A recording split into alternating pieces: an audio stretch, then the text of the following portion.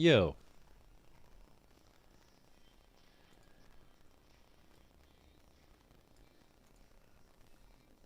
Longer intro than hot tub streamers, but without a happy end. Bro, do you just wake up like that?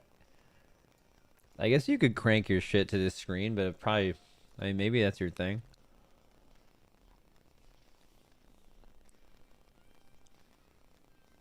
Um, Max, you tried Legion Remix. No. Did you watch Pluribus yet? Yeah, we watched the first episodes last night. Awesome show. Great pilot, man.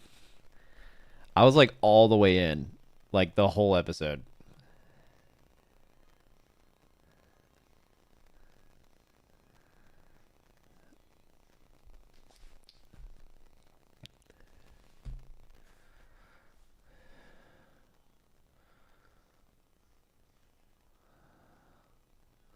Are you gonna play with Scataboo? Yeah, I saw that. So that's pretty cool. No, I'm not.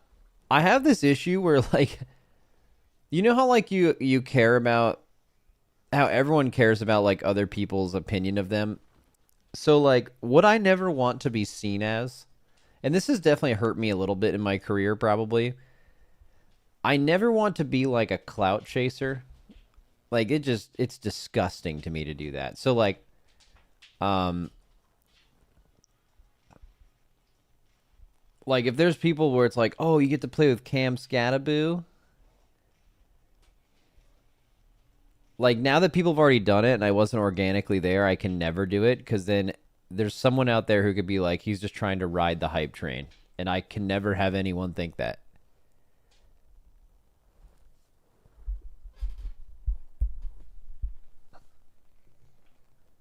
I don't know why. I think it's just like when I moved to LA and I went and I started becoming bigger as a streamer and I got invited to like some of those, like offline TV parties or like streamer awards after parties, anime expo after parties, stuff like that, which is just it's all the same people. Someone's birthday, that's important.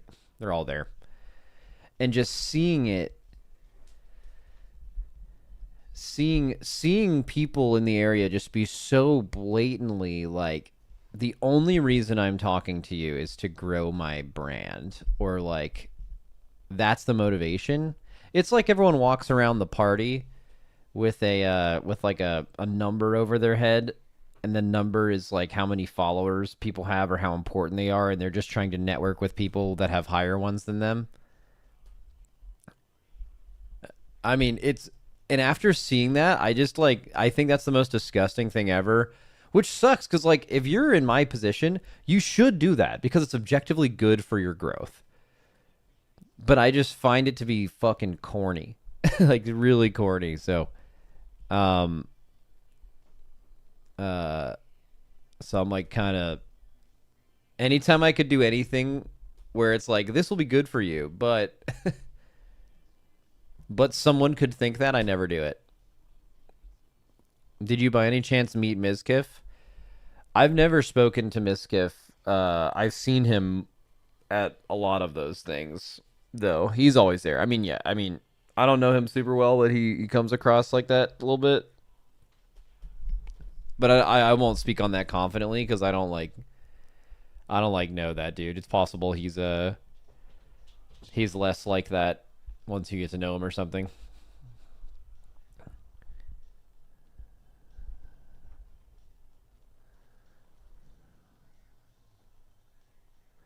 Did you miss what happened recently to him? Yeah. Yeah, I don't pay attention to any kind of drama, man. It's not interesting to me. I don't care about these people.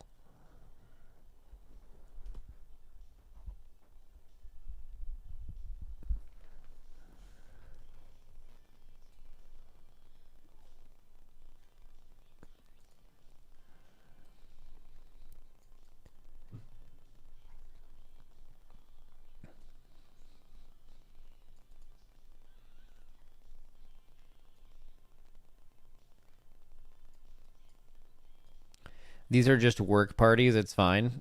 Oh, dude, I never thought about it like that. That's so true. I mean, I bet like a office Christmas party is a lot of the same thing, right? Like people are, at least that's what's normally depicted in like movies and television. Like people are going for promotions, so they're trying to suck up to the bosses. I mean, it's kind of like the streamer equivalent of that. Except everyone thinks they're famous and important, so it's 10 million times worse. I really I know I'm not trying to be like my thing is worse, but like I I strongly doubt at most office parties they all think they're like celebrities because that makes it's just so bad.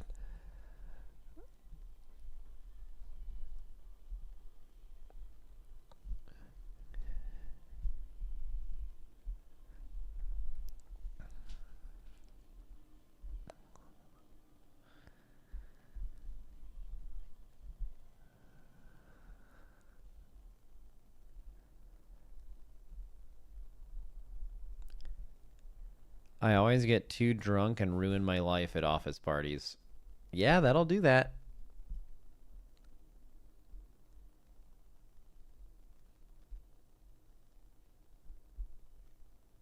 Max, are you going to try out any of the few add-ons ready to go for beta? If I had assumed that there wasn't going to be anything ready for today because usually like day one beta stuff needs to be updated, but that would be a great stream at some point. Basically, let's come at it from the perspective of, hey, you've been playing WoW for a while. The default UI, while better, what are some things we really, really want from it? Okay, come up with that list and then be like, okay, are there any add-ons that are currently able to do this? Let's try to install them and configure them today to see like what is actually available to us. We could definitely do that. Uh, I don't think there's a lot, but better Blizzard Frames add-on says it's ready. W.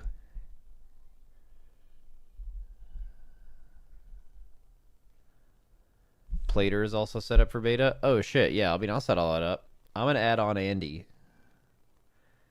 Dude, also, I don't know how many people watch my stream, but like, I can already see some mad chatters, either on release of the game or on beta, and people are just gonna be like, "Oh, so they finally remove add-ons, and here you are still trying to fucking play them. Get this shit off my screen. Guess you can't play the game without add-ons, huh? Huh."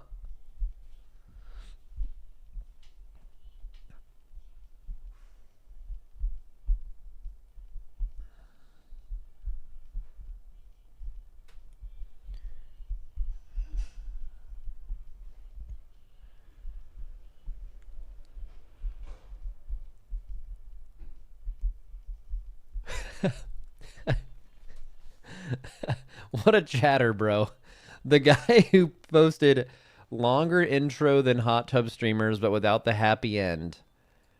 That guy comes out with his next banger. Echo would have won without add-ons. This guy is just a fucking agent of chaos, man. Okay, the intro is getting kind of long though. My food's gonna be here soon though. What's up?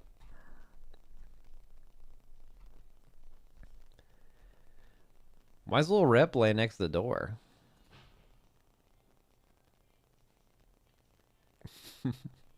Reptar. Oh, he's so good.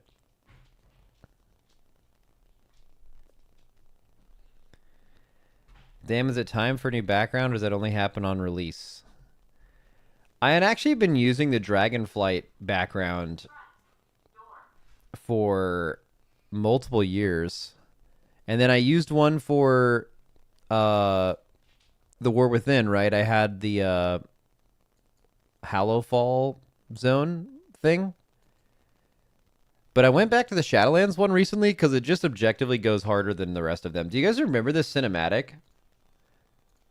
Yo. Yeah.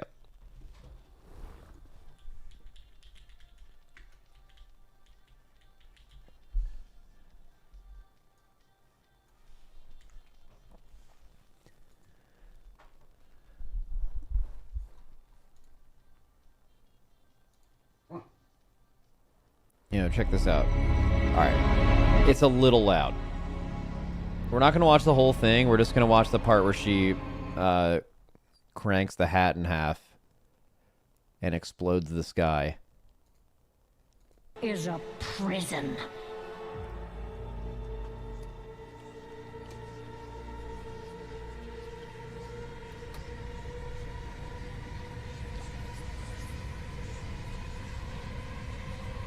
She snaps the hat. Check this out. Oh, 1 second. The dogs are barking. It's going to ruin the immersion. Can you all please hold up a second? Hey. Literally nothing's happening out there. Yep. Nope. Hey. I know. They're just hyped about the hat. Hey. You guys are so happy. All right, good. We're not yelling anymore.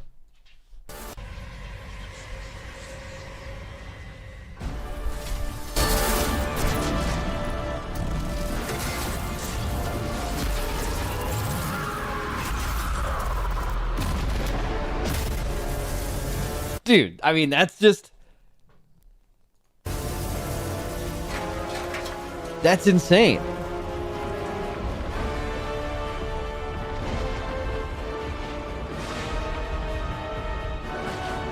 I just don't even know what gaming trailer owns better than that. Dude, do you think when they did this... Hey, it already happened. It already happened. It already happened. Okay.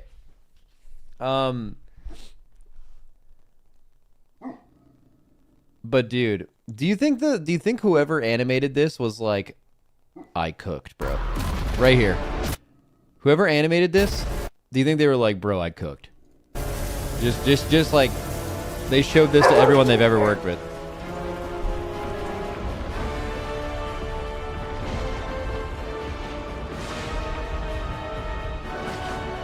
What does she say at the end of this? Like, welcome to Shadowlands. And I'm pretty sure she says that. Will set us all free. No, she doesn't say that.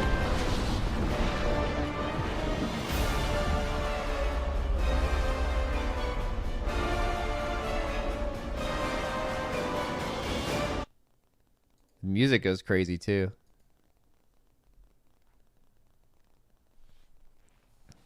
What am I watching? Sang, what are you talking about?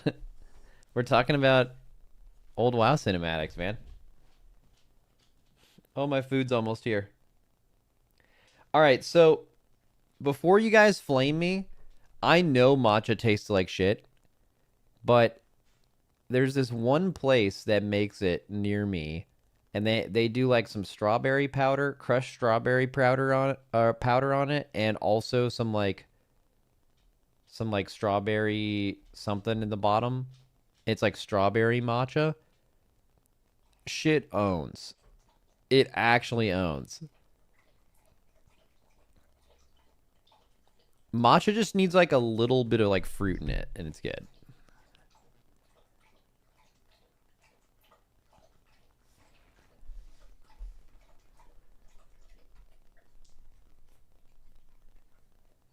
Oh, by the way, I heard someone make up that matcha, like the way it disperses energy to you is instead of, they're like, it's basically matcha propaganda.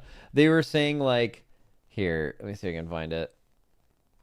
Ooh, I actually almost did something very bad. My current paint that was open had some unreleased cool stuff that you guys cannot see. Let's get that the fuck off the computer.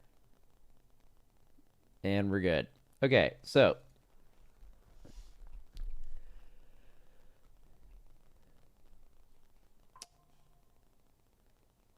What was I doing?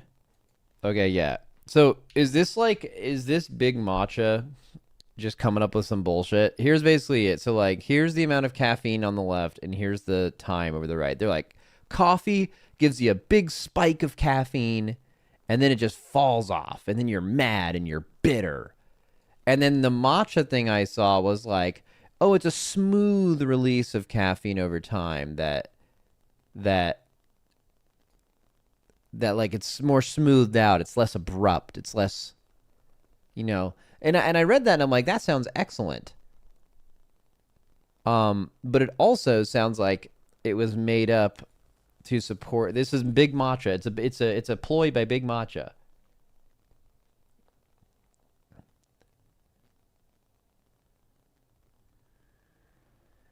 Someone in chat said, I mean, matcha is going to naturally be less of a spike because you drink it so slow since it's disgusting.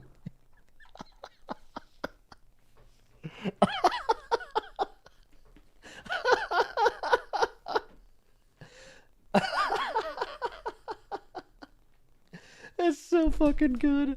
It's so good. Oh.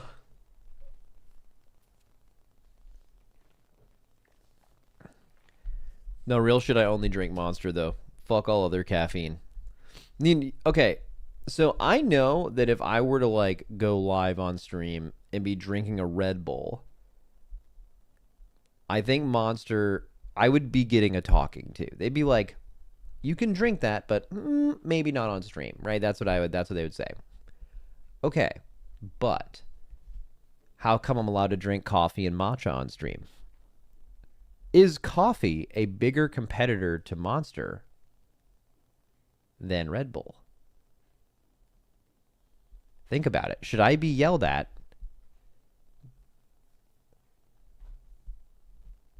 Of course not.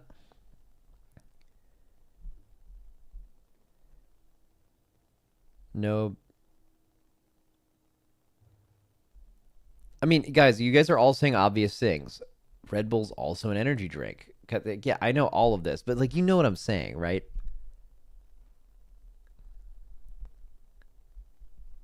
You know, you get what I'm saying.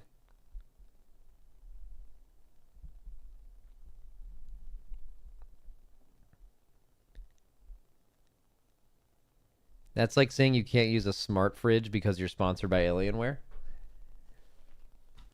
You see that bitch in the back, right? Actually, it's way in the corner and it's behind the chat, and it's also not smart. It's a dumb fridge. It's cold, though.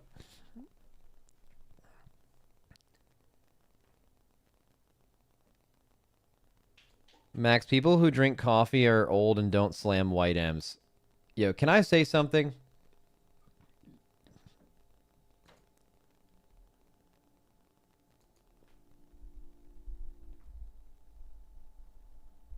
Can I speak freely?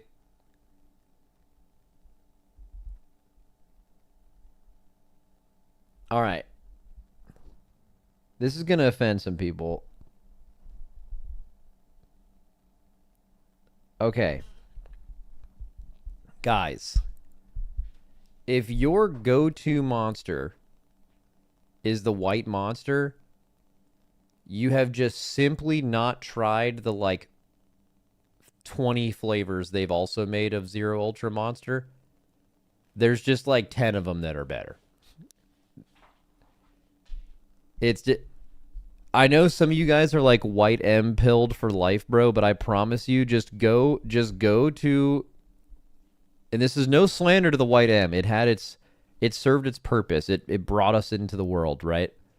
But like next time you're at a gas station or whatever, just like go up there and just pick any fucking color, your favorite one maybe. And if it says Zero Ultra and you're picking a color, it's just gonna taste better than the white M. Not all of them actually, but like a pretty good amount of them. And then if you want to not go the zero sugar route, you want that real sugar, you can fuck around with like Pipeline Punch, the Mango Loco. Even some of the coffee monsters still honestly go kind of hard depending on the situation. But again, a lot of real sugar in there. That might not be your thing. I love that. That's me.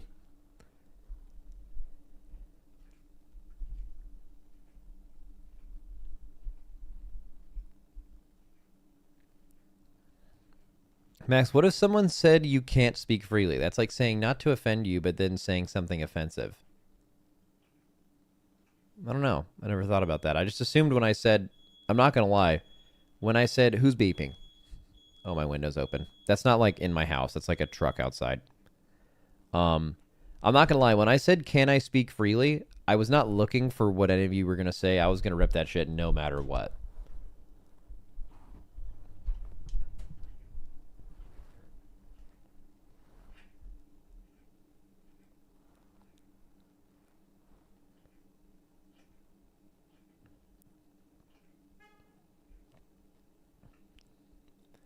Max, check. I hired a basketball trainer for a year on YouTube. Dorky is pretending it's not him. Okay. I hired a basketball trainer for a year. Which one is it?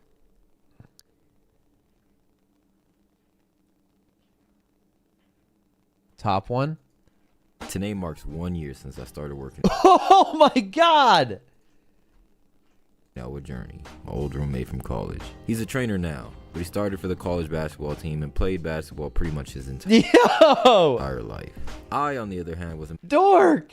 Dork's a fucking baller, bro. And the gaming background? master prestige on Black Ops and undefeated in the college dorms on 2K. In the last year, I've been training with Journey and learning how to be a better basketball player. Why? I love basketball. It was the reason I started my weight loss journey. A few years ago, I was over 300 pounds, didn't make the team in high school. Okay, so so obviously this isn't Dorky, but it's really close. It's actually the only time I've ever heard someone else speak like him at all, but clearly there's like a little bit of extra something at the end of his words that it's like you can tell it's a different person. Like I've never heard Dorky speak like that. But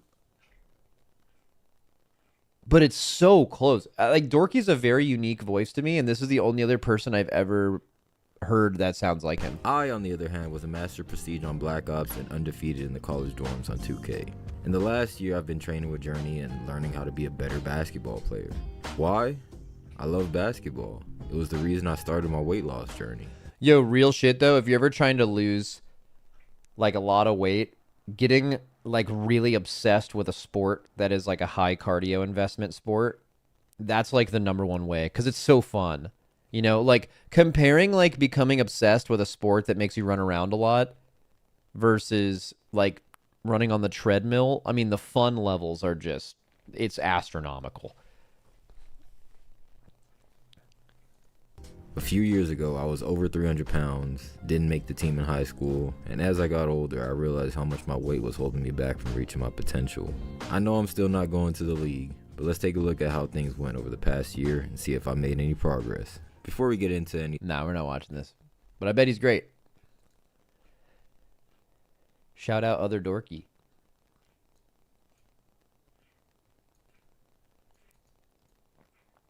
Now, the best way to lose weight is just to stop drinking. I mean, I'm not like a big case of this. The most I ever weighed was like 220. 230 maybe. And then now my playing weight is around like 180. So I guess I've lost 50 pounds. But like, dude, when I got back into hockey, what height? 6 feet. When I got back into hockey, I basically didn't even change my diet. I just simply started like exerting 1,000 to 1,500 calories a day extra than I was. And just you lost weight fucking insanely fast. It was so fast. It's like, it's just the most broken OP thing. And if I had to do that like natty, like on a treadmill or something, I would have not even started. It would have been so boring. What was your lowest weight? 170 as an adult. I got down to 170 when I lost weight, and then I've gained it up to 180, but that was intentional.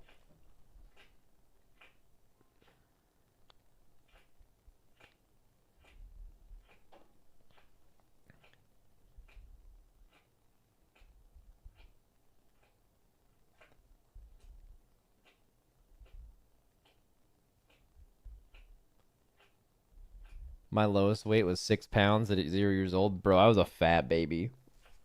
An actual fat baby. And then I was just a complete string bean until I was 20 after that. Hey, can we stop lipping? Licking. Yo, when's the fucking beta coming up? I'm trying to try the new World of Warcraft. Comes up at noon. Word. Yo, check out the log. Hello?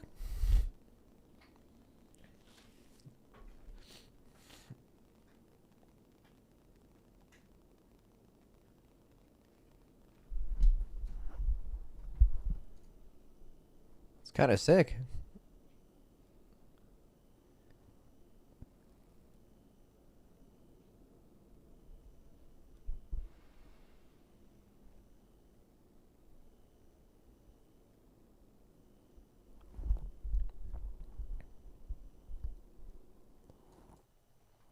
I didn't even know when it was coming up today. Damn, that's actually crazy. You said there's a countdown on my launcher, but like... Oh, it's right there. I don't know, bro. I was looking for like one of the maintenance things up top, but it like totally missed my brain. It's just actually right there, man.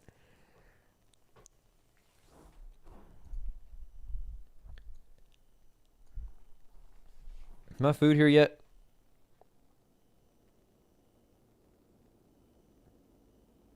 It's here in 3 minutes.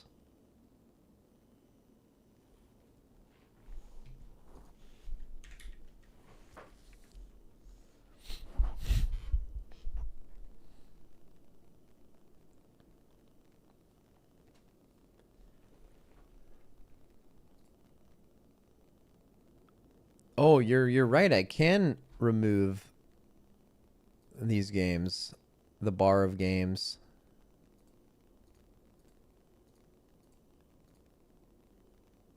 Hearthstone still slaps. Haven't played it in a while though. Absolutely not. StarCraft 2, it's just too hard. Too much mastery to ever get into it.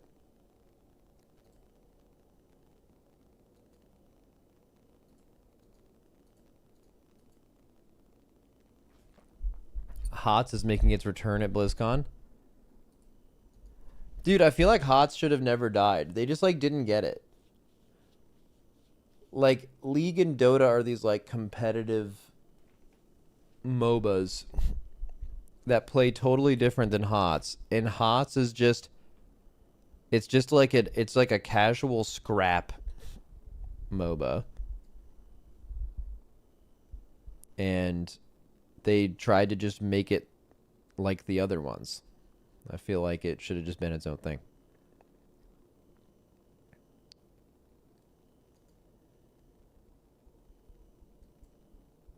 What's the Call of Duty coming out? Is it tomorrow? Today?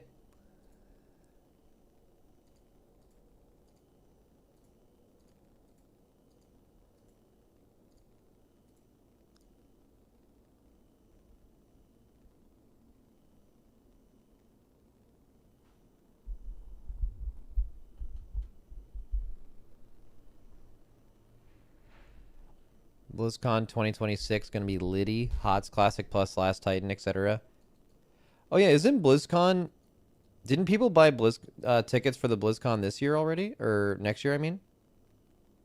Wait, when is BlizzCon? I actually have no idea. I didn't get tickets. I'm just assuming that Blizzard will give me them. I've done this before where I've bought tickets... And then if Blizzard ever has you do something at their event, like a meet and greet or something, they'll obviously like pay for your ticket. Or you can apply for a media press pass. So I'm just assuming that's going to work. But if neither of those work, I guess I just won't go.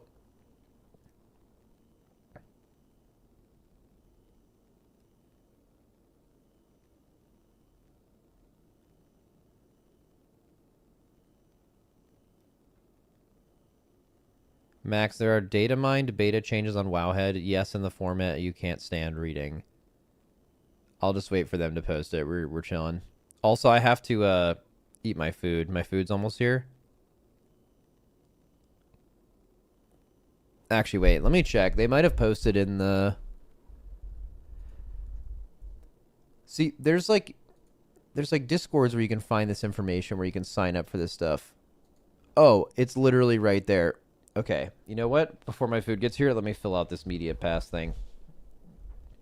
Media credential form. Get me a media pass, baby.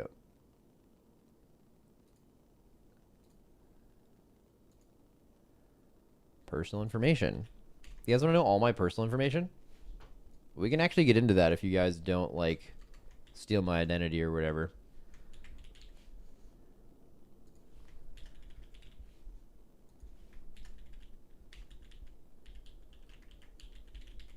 Don't do any weird shit.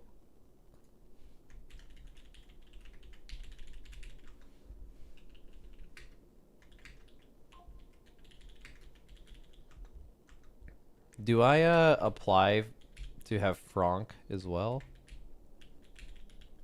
Gotta bring my cameraman. He could be a cameraman, probably.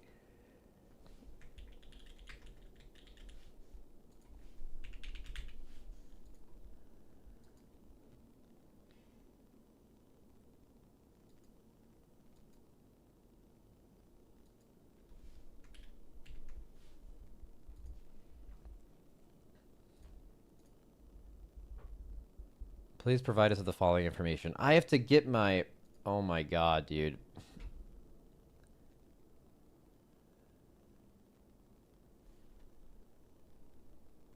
Okay, I'm not gonna get the actual... Okay.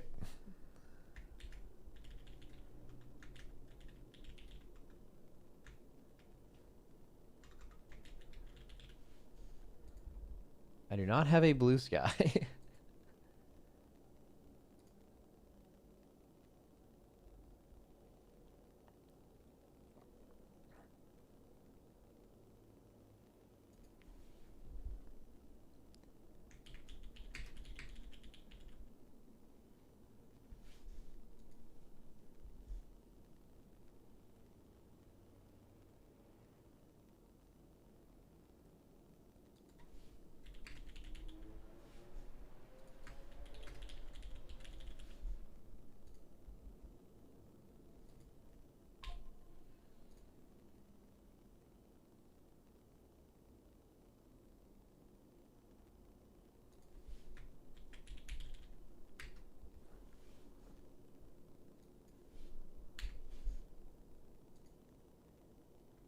Okay.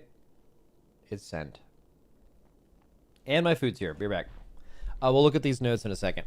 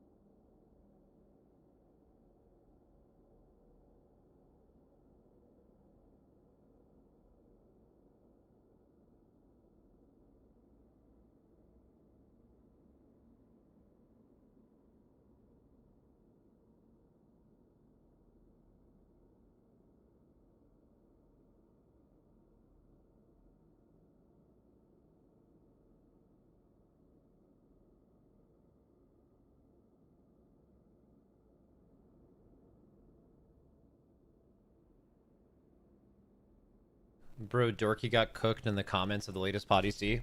Really? I thought I was going to get cooked. Because a lot of times, especially if someone feels really strongly about something, I sometimes will present the devil's advocate argument.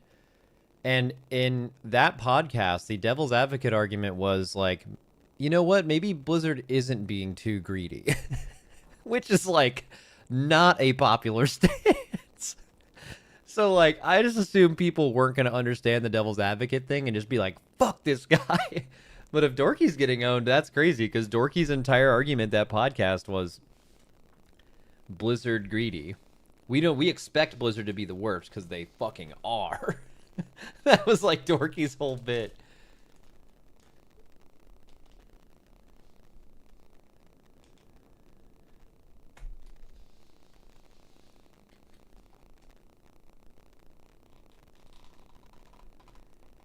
The mole people did not like his LVI hating in the podcast before last.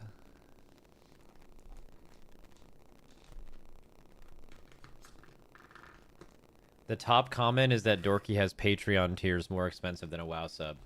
Oh shit. Fucking get on, Dorky. Get cooked. Get cooked, kid.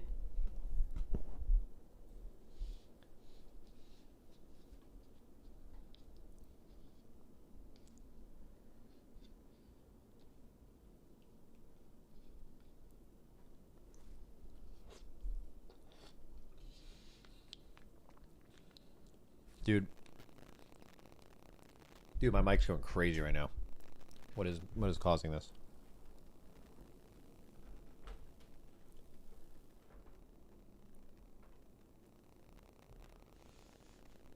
Oh.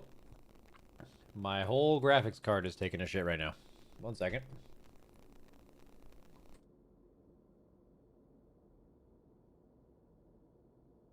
We're good. I found a way to like finagle the cable of my thing here to make it not as loud, but is currently not doing that well. Oh wow, now it's super loud.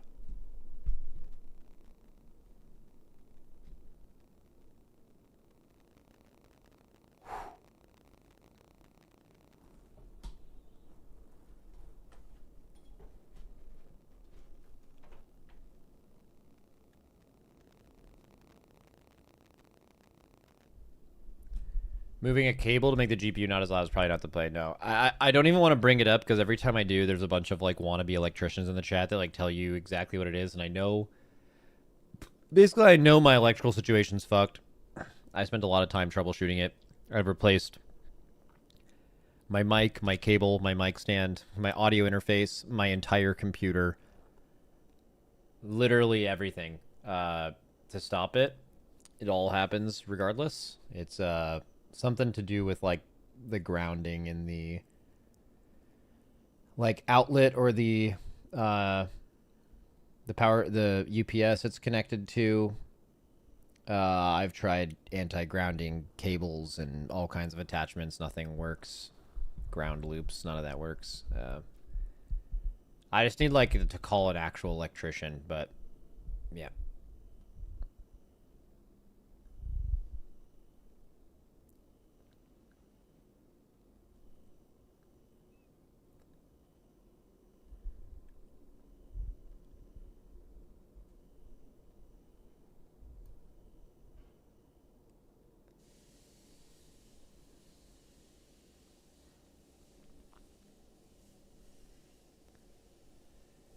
Right now I'm holding my mic and that stops it. But if I let go, it's just going like extra crazy today for some reason. Let's mask it with some music so I can eat.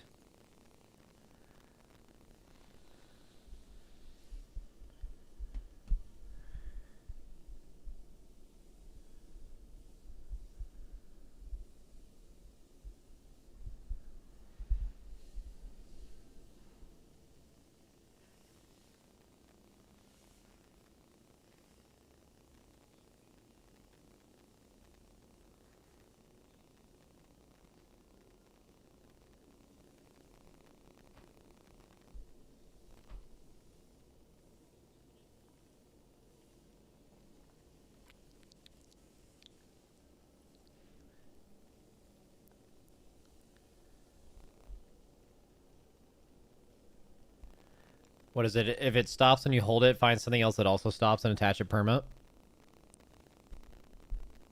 I think the thing that stops it is like my body is like, I don't know. Nothing else does it. If I put anything else on it, it doesn't do anything. Metal? Wait. Wait a second. Wait. Yo.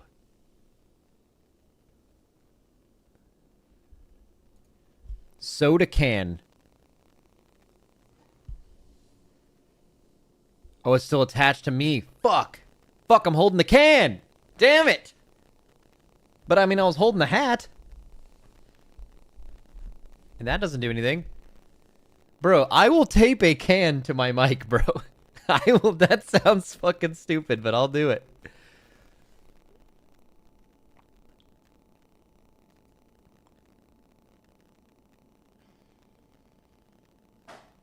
Do you know how electricity works? At a very basic level, yes. Okay.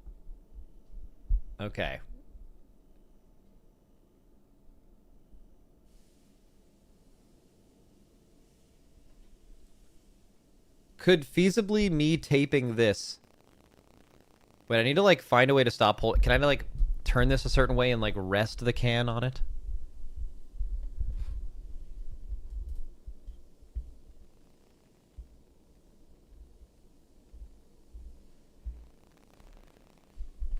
Fuck. I mean, I can literally tape it. I just need to tell me, like, someone who's a genius. No, you'd need it to be grounded. You are the ground. Buy a grounding strap like people use for static when building PCs. Is there, like, anything in my house that would act as a grounding thing besides me or one of my dogs?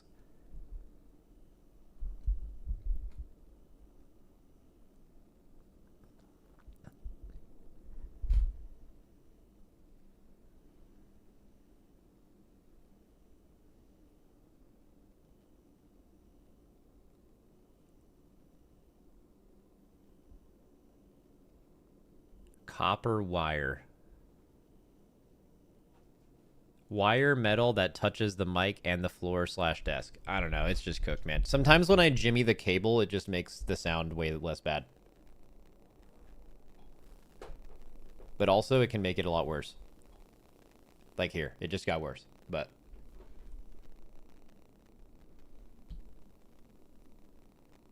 why you just get a new mic? That is not it. Do not suggest that. It's wrong. Man, this is actually really bothering me right now, though.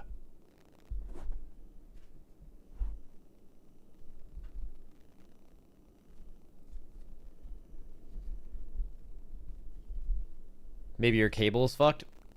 Oh my god. I know it's not your fault, because you guys come in like halfway through, and you're just trying to help, you know. But like... yeah. It's tough, man. Literally everything has been replaced. Let me go through it again. The entire computer. The cord that connects the computer to the outlet. The UPS has been replaced. My entire audio interface and the cables that connect it to power. The XLR cable, the actual mic, the mic stand, all of those things. Literally everything, including electricity, from this point to the power outlet has been replaced multiple times. It has nothing to do with it.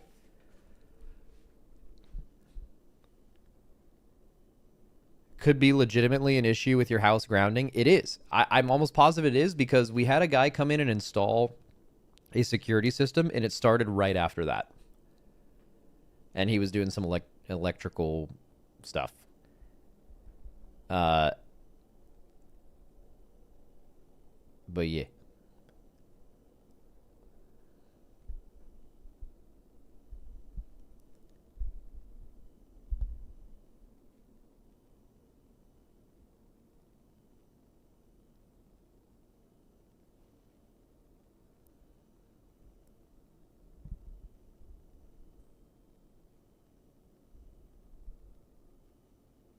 Do you live in a dry climate? Me, I live in LA.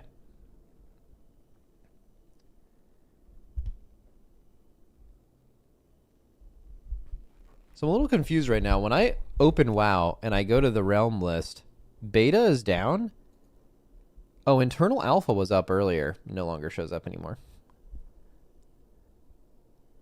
LA is not that dry, by the way. Oh. I guess I don't know relatively, but I've lived in a few places in my life. Austin, Texas, Dallas, Texas, Louisville, Kentucky, Madison, Wisconsin. All of those places are like, the humidity is so much higher than I lived here. So I just assumed LA was pretty dry because it's like just everywhere else I lived has been so unbelievably more humid that SoCal is dry. Yeah, okay. So that guy just made that up. Why do you guys make stuff? Okay, I make stuff up too. That's fine.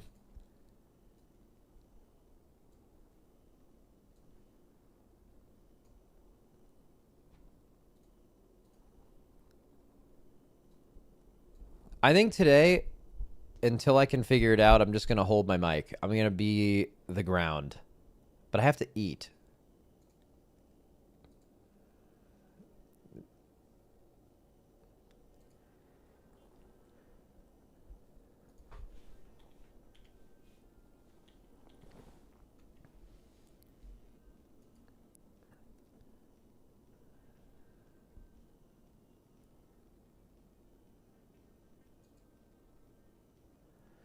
Max, maybe after the stream, turn the breaker off to the security system to see if it keeps buzzing. When that breaker is off. I know you mean well, but what you're asking me to do is going to only potentially cause more harm. Wait, there's a Twitch drop right now?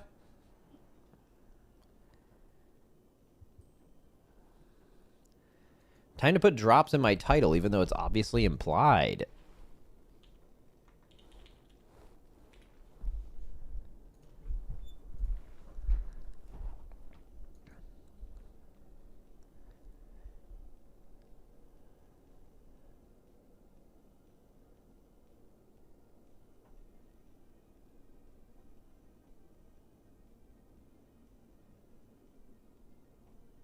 Just call an electrician? Yeah, maybe one day.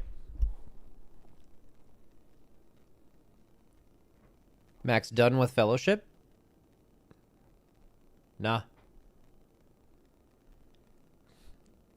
We play Fellowship a decent amount. Right now, my issue is I'm like pretty much Biss. I have full purple gem and full blue as my secondary. And that's what I like. I literally cannot gain any more power from gems or essence bonus socket items.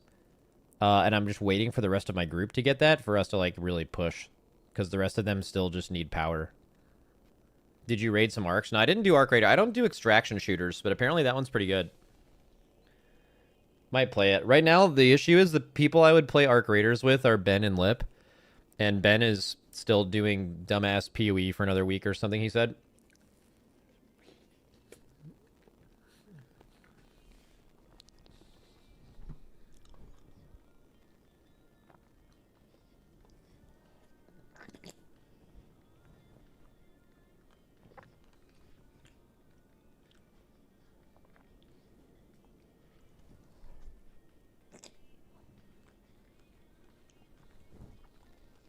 Shroud. I would have actually played Arc Raiders with him, but I think he was doing like a sponsor thing early on for it, and then he just kind of has a group. I don't know if you always play with the same group or not. I haven't really asked him about it. I did text him about Expedition 33 though, because I saw he was like in some kind of drama about it on Twitter, basically saying he thinks Arc Raiders should win Game of the Year. So I just was like, what did I say?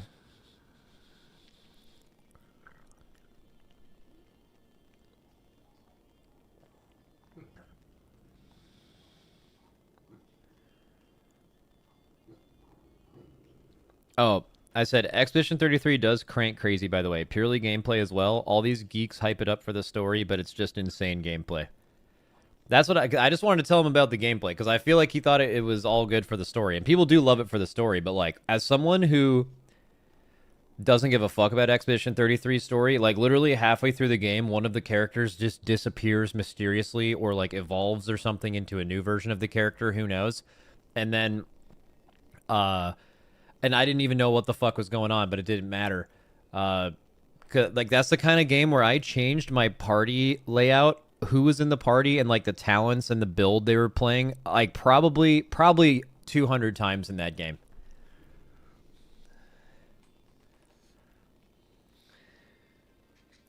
Fucking goated game.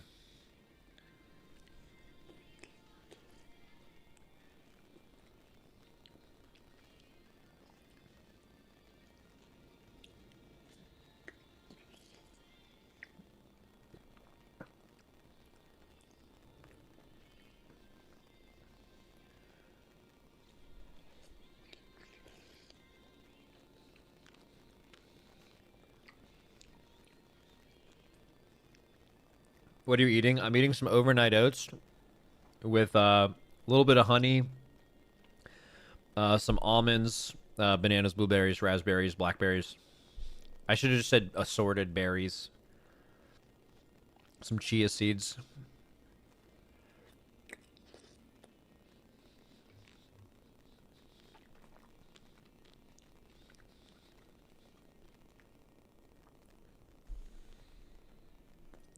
Is that Reptar? He's a big boy? Yeah, he is. Hey. I didn't know he was going to do if I just fucking pointed him. Wow, I have fucking milk in my beard.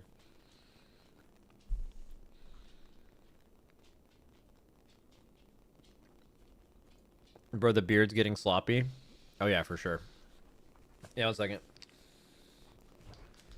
Is that a Malinois? Oh, no.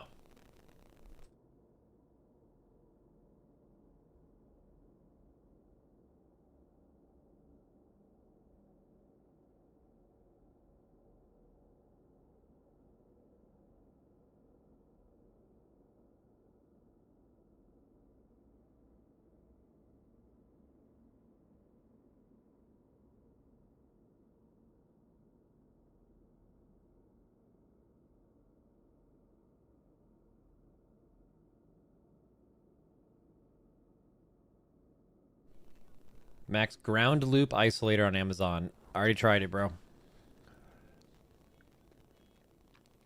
Max, do you ever cook now that the girlfriend is living with you, or do you mostly order in? Well, she makes food like about half the week, and then I make food for us by ordering it. That's my way of cooking. I literally call it that. I'm saying I'm cooking tonight. So yeah, I cook, bro.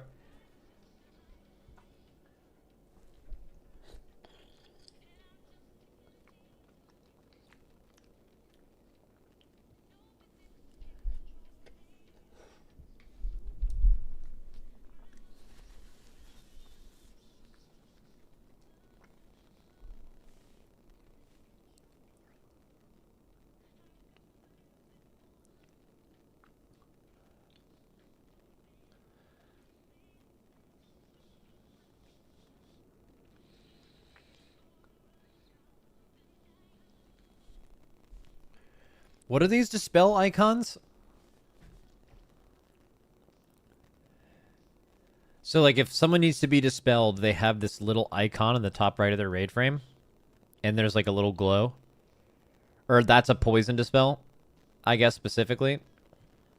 And if it's a magic dispel, it'll be blue. Okay. Definitely insanely better than what it was before. The issue with this is that, like, healers and dispels and stuff like that have been so important for so long that, like, healers are just really used to the way that their raid frames work.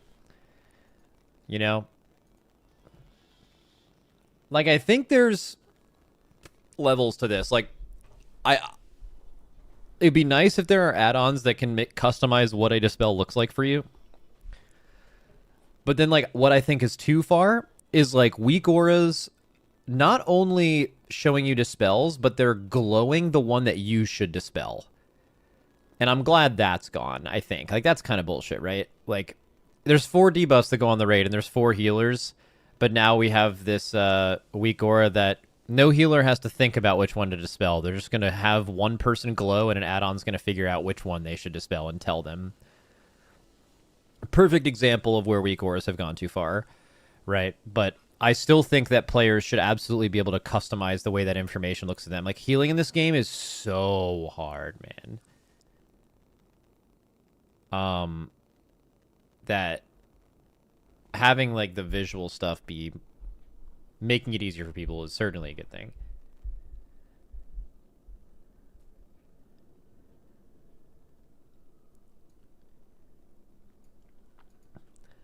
Max, since you're basically the best raid leader or one of the few, I think I'm one of the best raid leaders.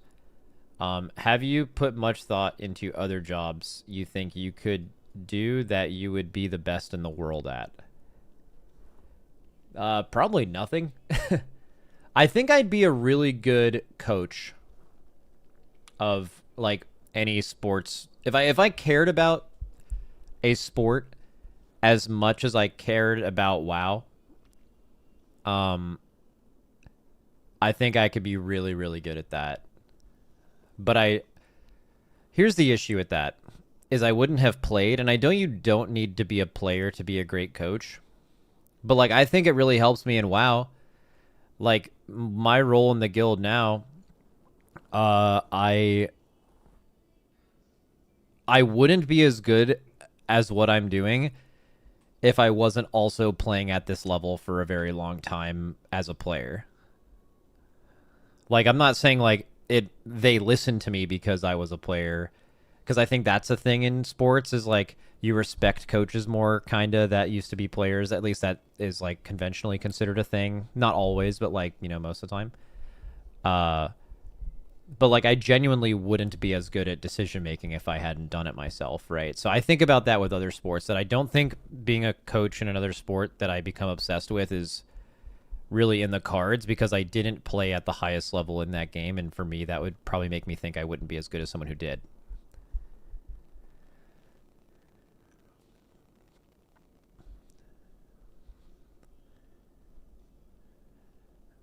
Nico Harrison never played in the NBA, and look at him.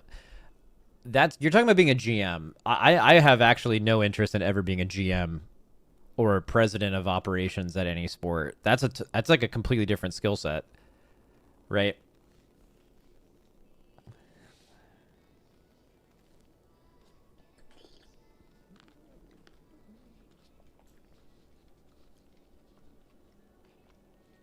The best Little League coach? Yeah. Bro, if I ever have kids and those kids are in sports and I, like, coach those teams, I think I'd be an actual GOAT at that. Like, the journeyman, I coach a team for a few years while my kid's on it because there isn't another person to do it. I would actually go so hard at that.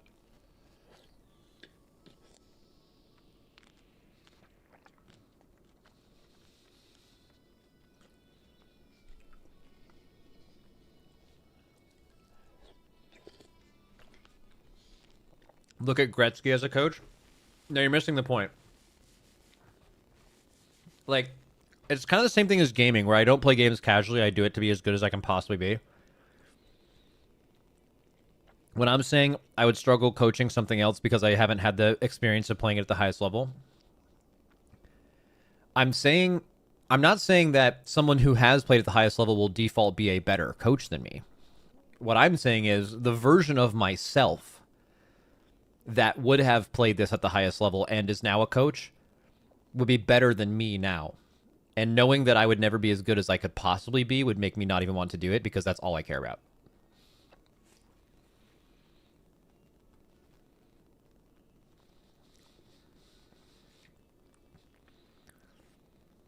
Yeah, but I don't know. I don't know what else I'd be good at besides this. When this is all over, and if the income I've made from this doesn't sustain me for the rest of my life and I have to get a real job, I'll probably just, like, blow up. I don't really know how I'm going to be able to do that.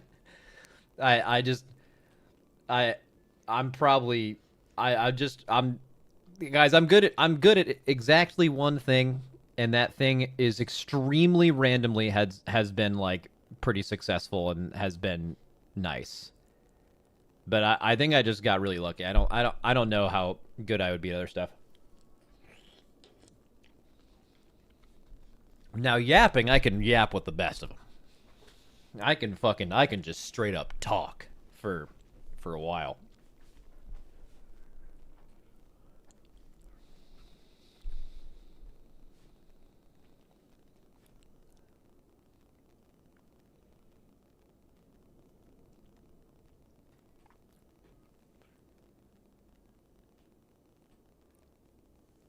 Max, if you were to take a player that has never played WoW and coach them, how long do you think it would take until they have the skills for a cutting edge guild? That's not like really how being a good player works. Some people are just like obsessed with it. Like people have come in, Boomy did this, Tobo did this. I believe there's a few other examples. JPC kind of did this where like some people start playing the game. They clearly have other gaming experience in the past to be able to translate some skills over because a lot of them do. And then they just become really obsessed with the game and like their will to get better and improve is so obsessive and focused that they can become as good as you can be at this game in a very short amount of time, somewhere around like 1 to 2 years.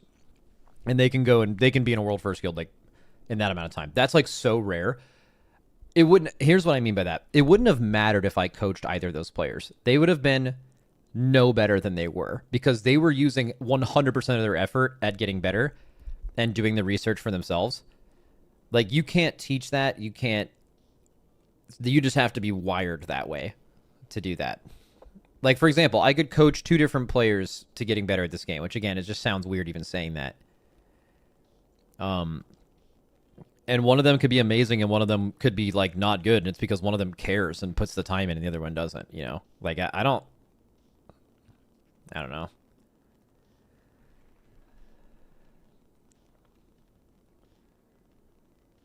Just run a leadership seminar series. See, I don't even know how much leadership experience I have in this game would even transfer, right? Like this is very specific. It's like you've become good at leading gamers. And like going for a certain goal, like what other things you've learned how to lead people doing things for 15 hours a day for 2 straight weeks. Like what does that even compare to? There's nothing else like that. You know, there's a lot of skills that I don't think would transfer. Also, I used to do a lot more. Honestly, I'm fucking washed up. Like all I have to deal with now as far as leadership is concerned is like I manage the guild's like prospects in the race. Like I'm really involved with like strategy and actually raid leading the guild and making important decisions and progression. But like, dude, like Scott just completely handles so much of the other stuff. Like a lot of the player relations, a lot of the recruitment.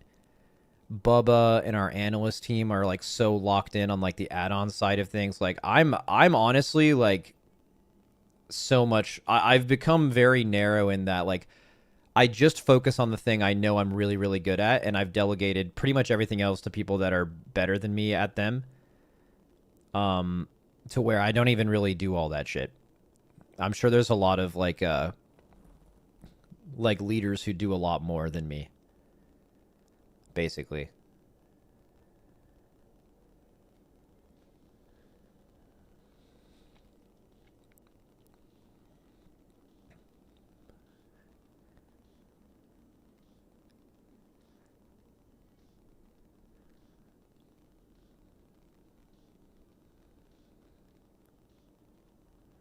Are you worried for the add-on team you all have?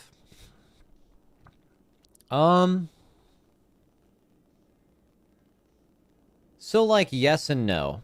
So like going into this next tier, I've had people ask me like, Max, do you think like these people that work for you are like all going to lose their jobs? And I'm like, in the short term, I want to hire more people like that because I want to make sure going into these first few raids without all this shit, with all this shit changing, that we actually have as many brains as possible to find out what you can still do. Right? Because that's really important.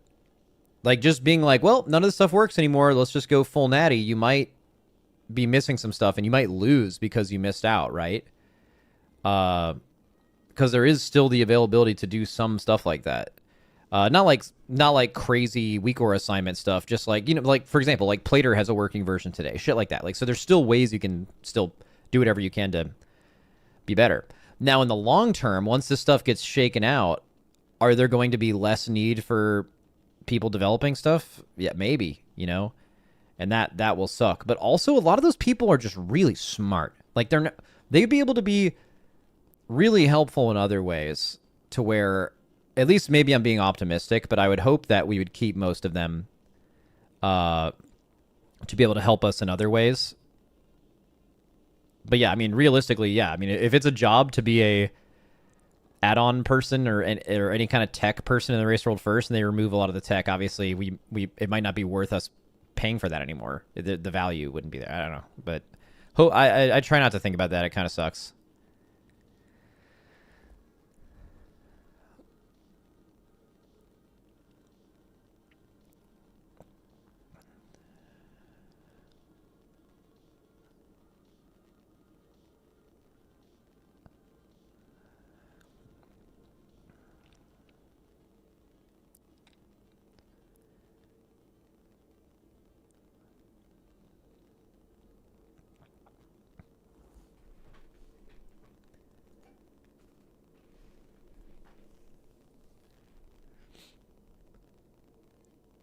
God, I wish I had real beta class changes, bro. So I haven't been keeping up with a ton of the alpha notes. Is Fire Mage still like 3 buttons? I know Demo got another pass.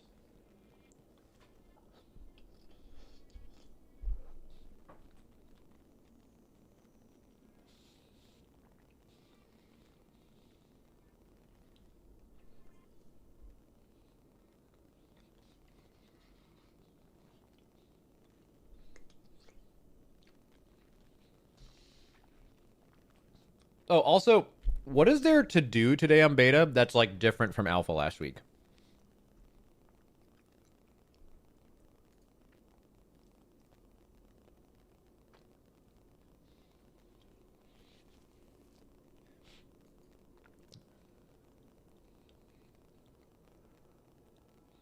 Haranier, Mythic Plus.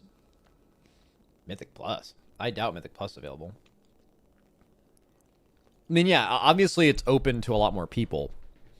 I just mean, like, for someone who's had, like, as far as creating content, what kind of content can I create? Although, one thing I do want to do today, though, I do want to install all the add-ons that are available. I want to see what is currently being cooked up. Little check-in.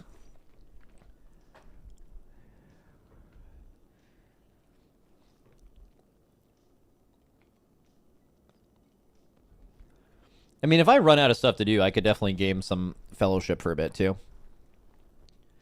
If the boys are around.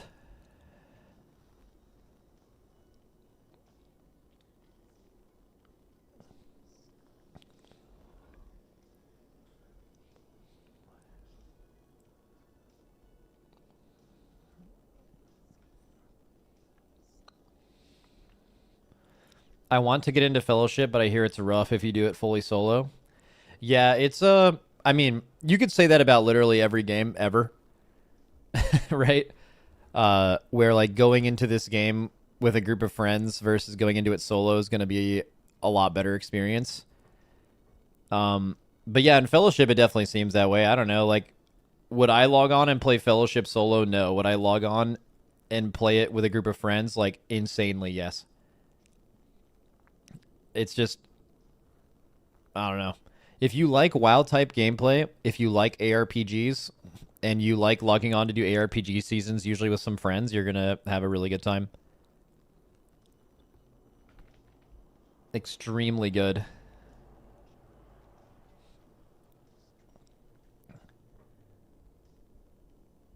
I feel Dorky is funny as fuck lately. He has some good one-liners in the Potty C. Yeah, you should check out his basketball journey, too. Max, thoughts on healers? Hate him. Just in general.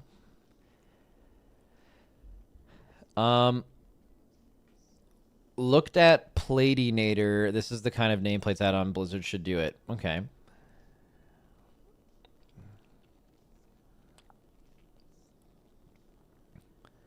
Zevy's crying. Dude, Zevy, I was so sad this weekend. Lip and I were playing Battlefield and watching the end of the TGP. I mean, I know it's just the cup stage, and you guys qualified for the globals, but I thought you guys played, like, so good. I wish you guys would have came out with that win.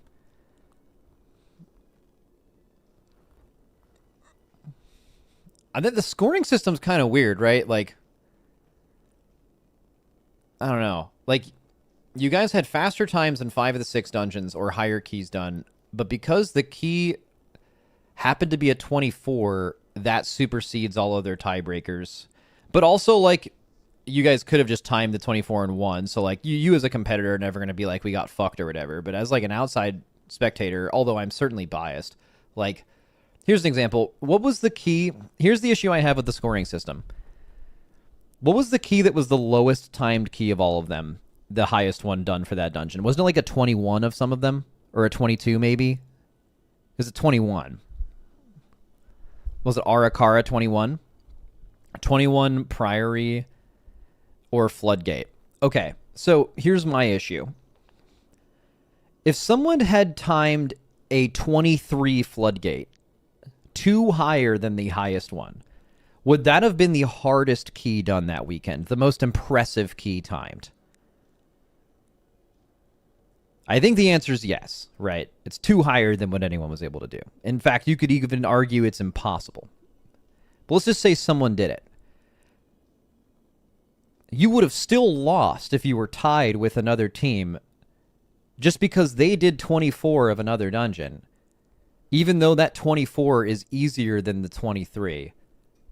But it's just like a higher number. Not all the dungeons are built the same, right? But it's just the first tiebreaker.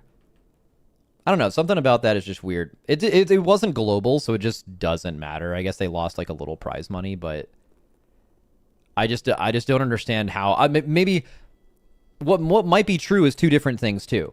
It might be true that sometimes there's going to be some weird endings with that rule, but also maybe what is also true is there's not a better way to do it. It might just be the best way to decide a winner. Even, and it's not perfect, but it's just like the best one, right?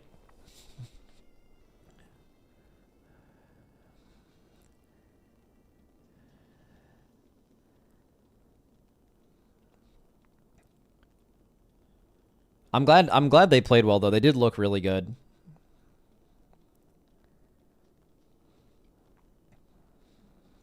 I mean, I know everyone on that team. They're all really good. I know Ashine, Wolf, and Zevi have been playing together for a while, so they have like a lot of MDI experience, which will really help because, I mean, the one thing when you're like a newer team is your practice. If you're someone who's just like done this a lot, you are going to you're going to just practice so much more efficiently because you're just better at solving problems in this kind of format. And then Boomy, I don't think has done that before, but Boomy's like a super genius. And then Yips, I think, has done some TGP MDI stuff with other teams, and also Yips is just really, really good. So I just knowing the people on that team, I just imagine their practice is really good, and they're really good. I expect them to do really well. I think that they'll definitely do better, like, over time, as especially Boomy and Yips, I think, get more experience doing that kind of stuff. But I just player skill, player quality wise, I think they're as good as anybody.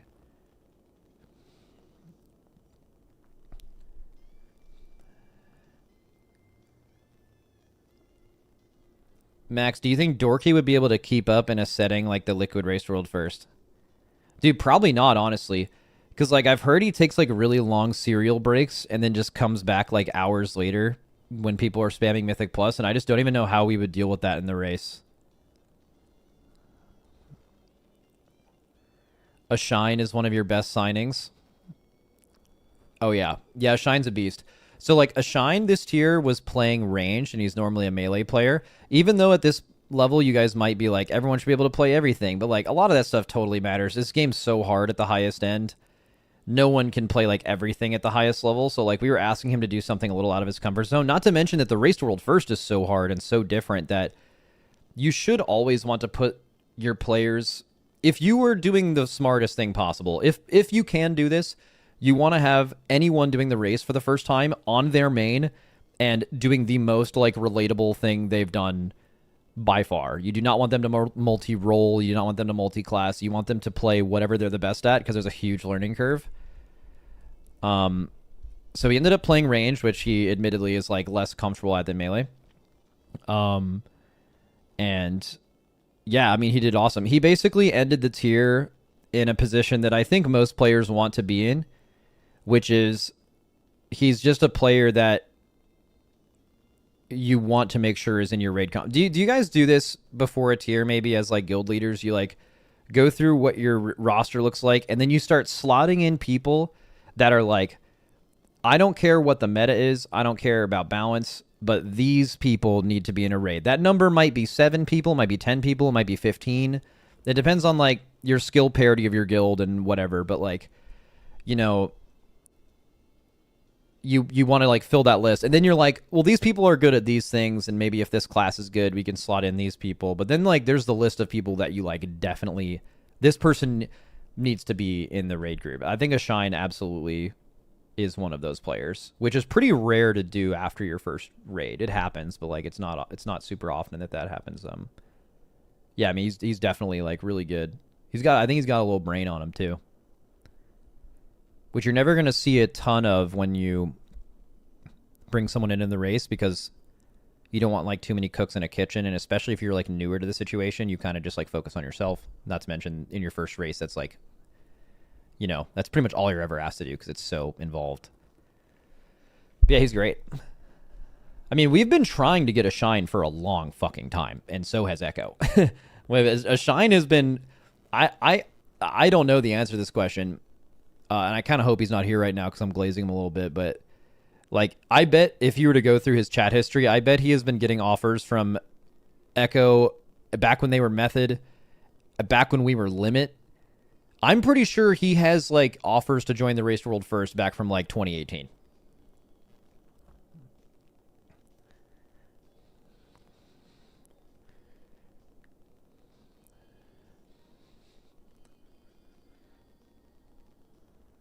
What guild was he in? He was a Fat Shark Yes mainstay.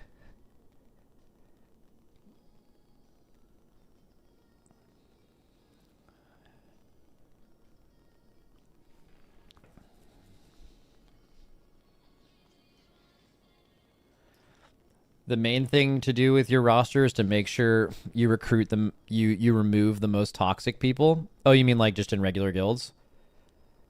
I would say 99% of the time that's true, but there are some guilds that like are halfway in between caring about their performance and halfway in between making sure they have good vibes and everyone has a good time, where you trick yourself into keeping that toxic person around a lot. Because if your skill level of the guild is not super high, it's possible that someone could be so fucking good that they like carry the shit out of your guild, even in a 20-man. Usually, I think healers can probably have the biggest impact with that, tanks as well. But even like a really good DPS player, you can kind of keep them around and trick yourself into keeping them for a long time because they're just like doing so well, and you do like having a higher rank and like stuff like that. So there's some scenarios where I kind of understand why people don't like immediately remove them.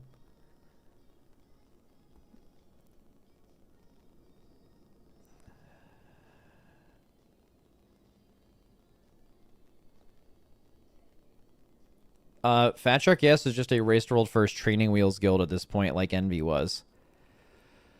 I don't think so. Because, like, okay, so what, like, old BDG was like, what Fat Shark Yes is like, what Instant Dollars is like, they're not, like, Race World First training. Race World First training guilds are guilds that would, like...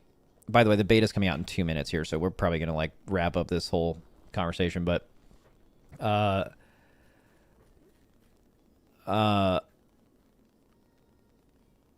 They're accumulating the best players in the world that are not rating Race World First hours. If you were doing a true Race World First training thing, you'd be doing the most important training, which is teaching them how to raid 16 hours a day for 2 weeks.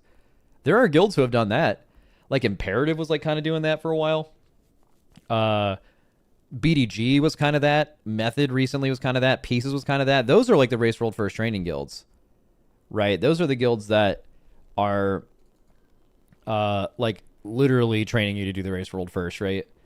While cosplaying as being in the race world first, like I'm talking like recent year, not like current method. But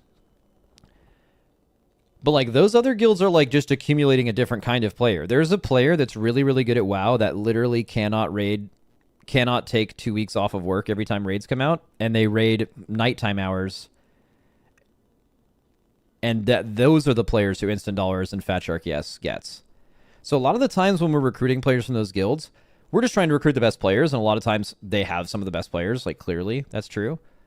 But what often changes is it's up, you have to refresh. All right, cool. I'm in a fucking queue.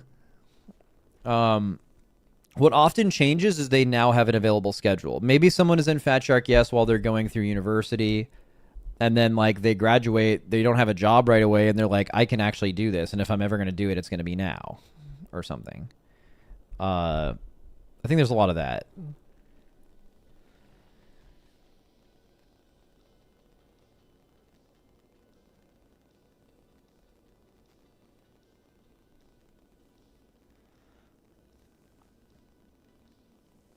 Announcement. Twitch Prime is free right now. Wait, really? Damn. Slam that shit. Let me in. I've been disconnected and put back in the queue. Do they not know who I am? Okay. Do we have to like restart? Do we have to like restart it, I assume?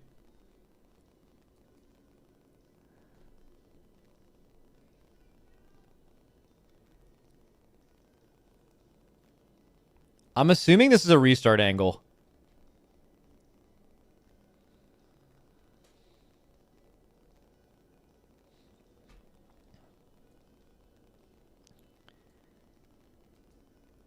Do I wait through the queue one more time or DC? I'm going to actually stop it and restart it because I have a feeling I just had the beta thing open for a while and not good. So I'm going to get a little bit longer one here, but oh, same.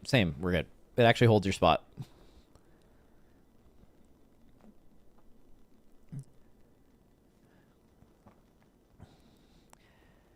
We've been having a lot of Blizzard conspiracy theories recently. Like they're making the game for console. We were talking about the podcast the other day about like the monetization with the housing and stuff like that. All right. Are they putting queues in beta to... Here's the conspiracy. They're putting queues in beta to feign interest. Like, there's so many people playing beta, we have a queue. Kind of like when you go to a restaurant and you're like, there's a line out the door. This place must slap. But like some places actually have very little space, or they kind of engineer their space so there is a line out the door, so you think it's good because there is a line. Right? Are we doing that right now? Is there a fake line in this bitch?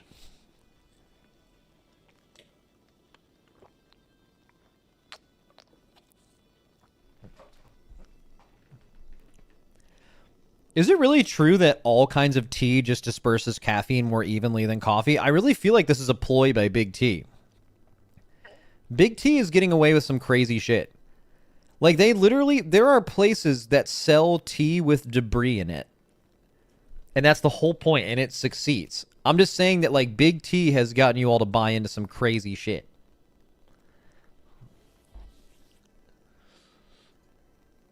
All right, which server are we playing on?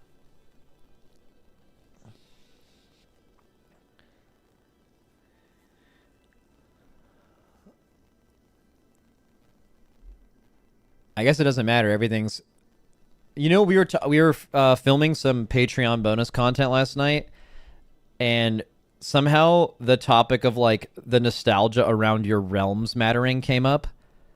So we were talking about, like, yo, do you guys remember when, like, you would care about your realm ranking when you finished a raid and, like, how unbelievably important it was? I don't know. Throwback to those days. Except it never really got that competitive because if there was ever two guilds competing really closely for Realm First, for a lot of years, one of the guilds would leave so they could get the Realm First achievement on like a realm that was like free, you know? Like there wasn't a good guild on that realm, so they just went and stole it. So there wasn't a lot of like realm competition at the high end. I'm feeling like we're Hal Duran gamers.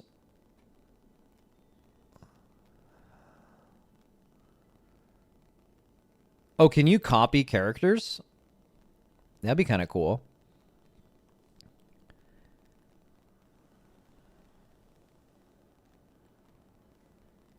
You can? Can you just make a... Oh, they probably want people to test leveling, so I imagine they're not going to let you make a... like, Giga one. Don't copy it, get stuck. I tried to copy 3 times and it's failed every time. I mean, yeah, I'll just make a brand new character. It's all good. Do you guys think my title today was clever? I thought of it right before I went live. Trying out the new World of Warcraft. I could have thrown in the word like beta in there. I probably would have gotten some more viewers. People are browsing the section. They're like, they see the word beta and they're like, oh my god, beta's today. I'm gonna log in. You know? But I thought while I am gonna lose some of those viewers, I will gain some respect from people that are like, you know what? That's a nice little name. So basically, did any of you guys have that thing or did I just fuck up?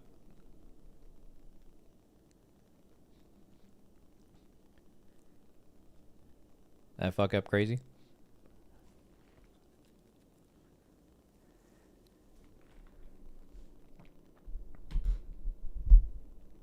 Alright, so beta seems like it's working just fine. Okay, now that beta's out though, did they post the actual notes?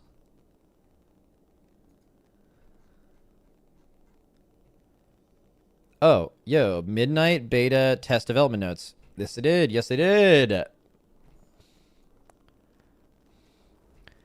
Oh no. Is this going to include all of the notes that had been posted in alpha so far? Oh no. No, no, no, no, no. No, please no. Yes, yes it is. Okay, so fuck, maybe that actually means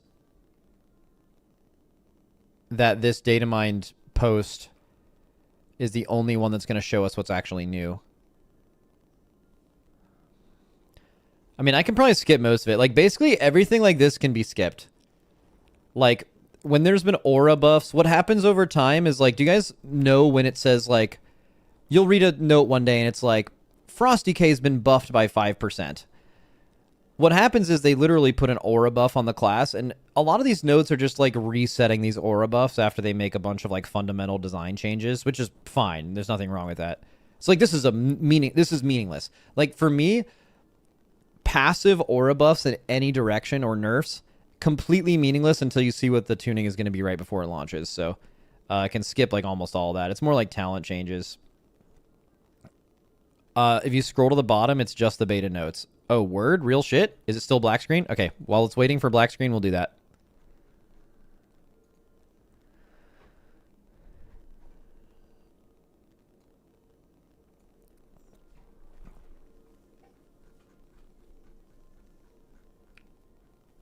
Okay, midnight beta development notes 3 minutes ago. New features.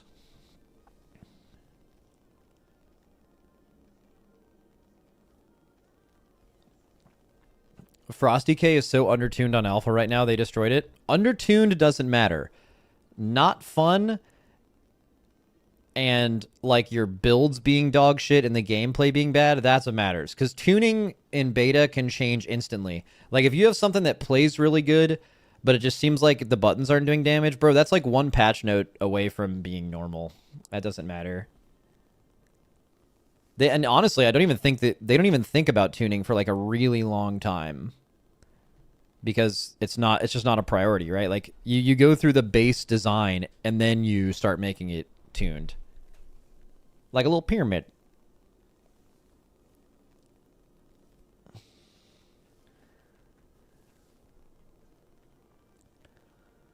There's a stat squish. Who cares? Classes. As Midnight transition to beta, things will start happening at a much more rapid pace. We're working to get things into a better tuned state to start quality playtesting. Means nothing. Several classes will see some generic increase or decrease in overall throughput amounts. Most of this right now is to coincide with zeroing out some passive modifiers. Yep, we just talked about that. Melee classes are starting to see an increase or auto attack damage dealt either this week's update or coming week's update. Auto attacking is a part of melee characters. We want to make sure that an appropriate amount of damage is being attributed to your auto attacks while engaged in combat.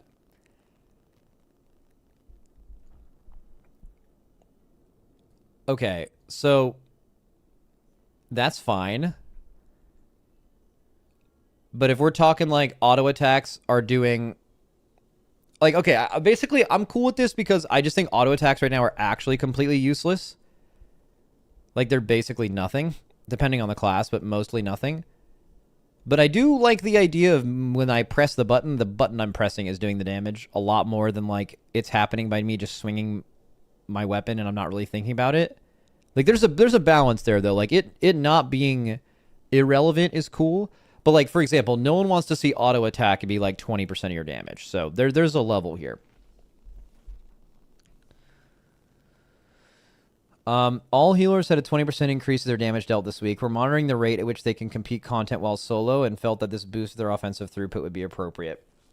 What I really hope is that healer damage is, like, kind of balanced at the beginning of the expansion. Was it Dragonflight or the War Within where, like, every healer had, like, very competitive healer damage, and then like they nerfed Nature's Vigil, and then Druid started doing nothing, and then like some other classes started doing nothing.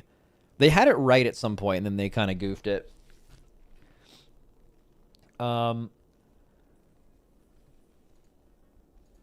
Still black screen, huh? Okay.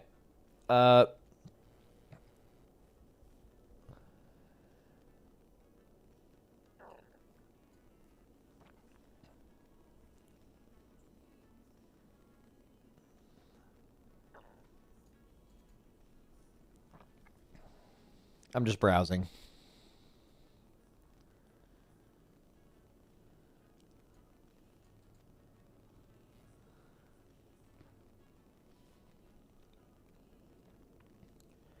Bunch of frost changes.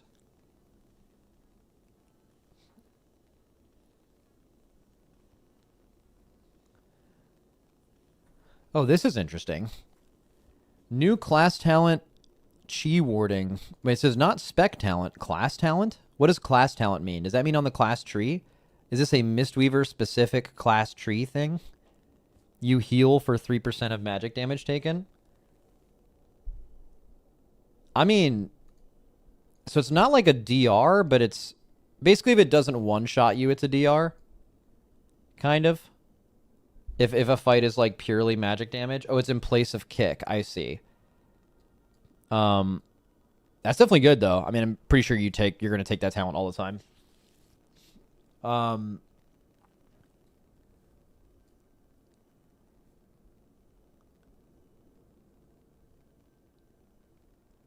What does class talent mean? Is it class tree?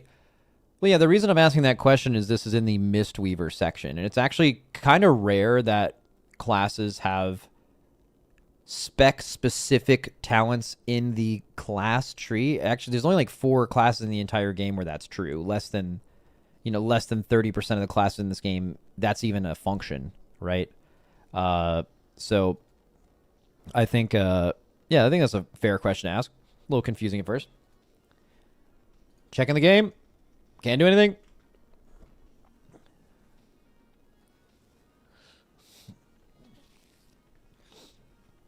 What are the 4? Top of my head's Paladin, Monk, used to be Priest, Warrior. Paladin, Monk, Warrior. Does Druid have one? Oh, DH2. Oh, they must have added some.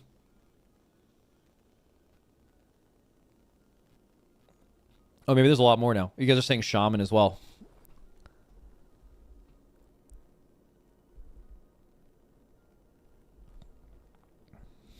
Thoughts on Hunter getting an external? Oh, I kind of saw that before. I don't think it's as good as you think it is, at least when I was looking at it.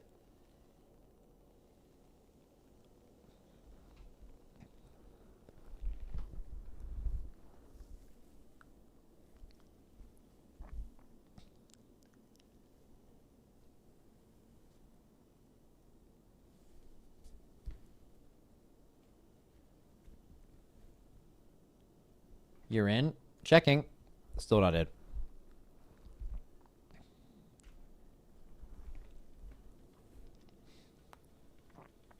Let me read the hunter thing.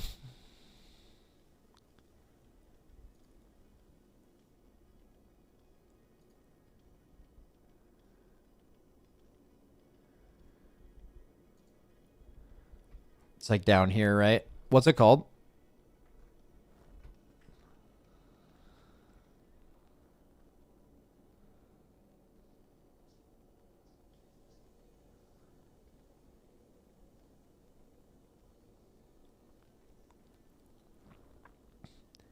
Middle capstone. Okay. Here it is. So you can either choose between a passive 3% DR for yourself or a 2-minute cooldown instructs your pet to protect a friendly target, reducing their damage taken by 15%, but 50% of all the damage taken by that target is transferred to your pet. Okay, so assuming that neither one of these things kills your pets, because I don't know if people have tested this, but there's pets like take a lot of less damage from things like on bosses and stuff. But if this is actually directly transfers and will kill your pet, right? You're not going to want to press this. Like resummoning your pet is dog, right? It's the last line. It lasts 10 seconds or until your pet's health drops below 25%. Yeah, so if that person's getting fucking owned and it barely lasts any time, it won't be that value. I'm going to guess that they have like 80% of your HP pool. Here's what I'm going to guess. You're going to play the bottom thing, the 3% passive DR. You're going to play that 90% of the time, 95. And then if you're doing a specific raid fight where you want an extra external, you might take the top thing. Actually, I don't know. I'm starting to think that I'm just like going through a raid tier in my head. How many times would you opt for your hunter to have a less of a DR, to have a 15% DR external? I just don't really see it. I think you're just going to play the bottom one. Like, you would play the top one all the time if the bottom one didn't exist. Like, 3% DR is sick. And the top one requires you to think, and the bottom one, no thinky. No thinky is really OP. When you're not thinking about certain stuff, you're thinking about other stuff. Play better.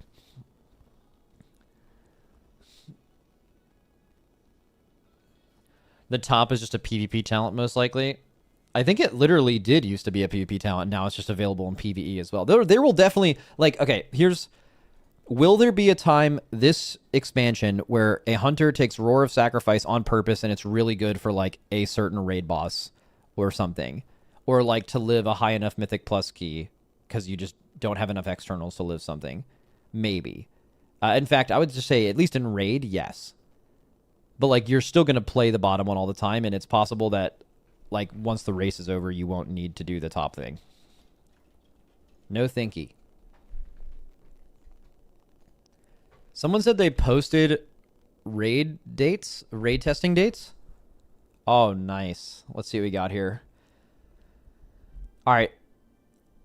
What I'm low-key hoping for, on the lowest of keys, is I'm really hoping for there not to be a lot of raid testing when my girlfriend's family is in town for Thanksgiving, which I'm assuming they're going to avoid Thanksgiving week because they just should do that. And then what they've done for the past 2 tiers is they've basically done all of the testing in 2 weeks. And personally, that's fucking crazy for me. It's actually just it's so hectic that I wish they would just basically do it over the course of 3 weeks instead of 2 like they used to. But let's see what they're doing. Okay, Wednesday, November 19th, we're seeing a normal Dream Rift plus these 3 bosses on Heroic. Wait. Are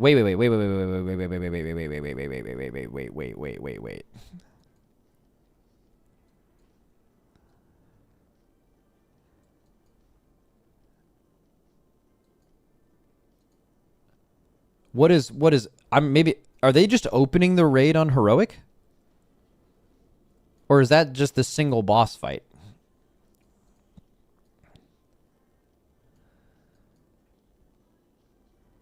Yeah, it's one boss. Okay.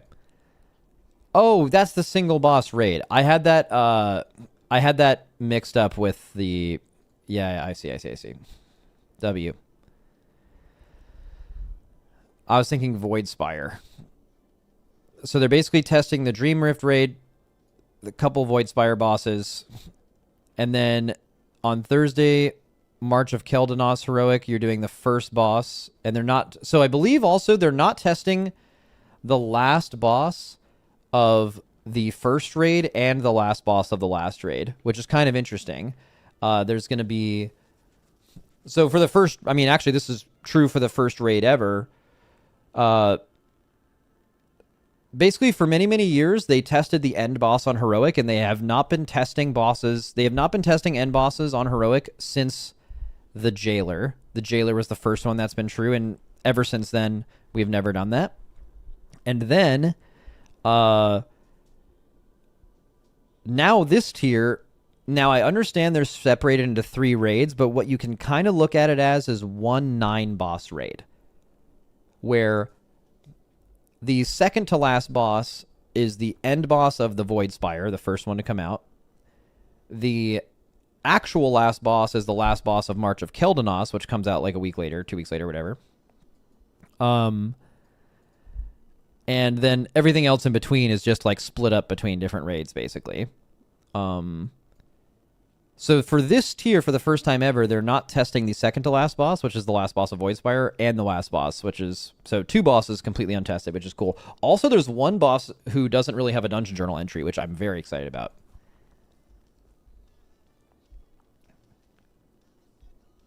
How's the race going to happen? I'll kind of explain that in a second if we're still not in the game, which is looking very likely.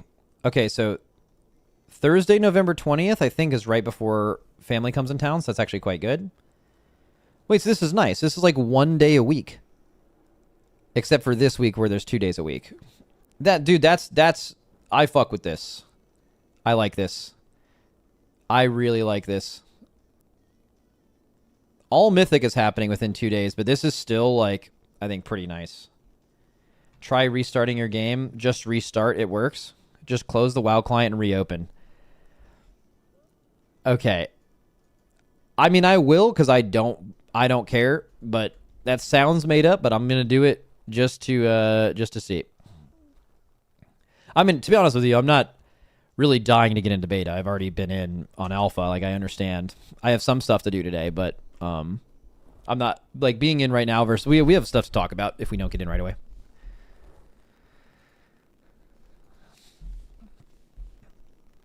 Dude, maybe it's a realm gap.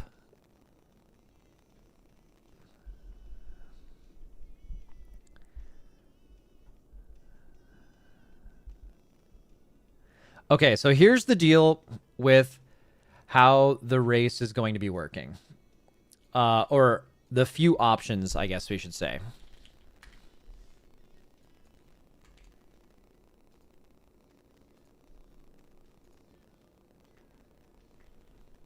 Let me get this on first.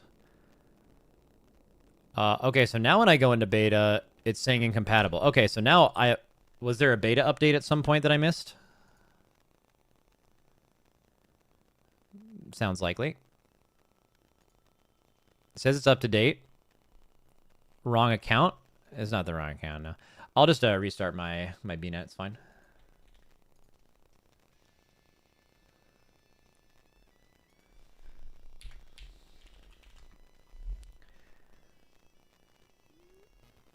Max, click the beta. Midnight beta. Why are you guys saying click the different tab? I'm on the right thing, right? It says midnight beta. This is where I've been. We're good. Oh, in-game. Oh, so true. So true. All right. Here's how the raid could work. All right. So we have week 1. Okay, let's just say option 1. Okay. Week 1, we get Void Spire and what's the name of the little one boss raid?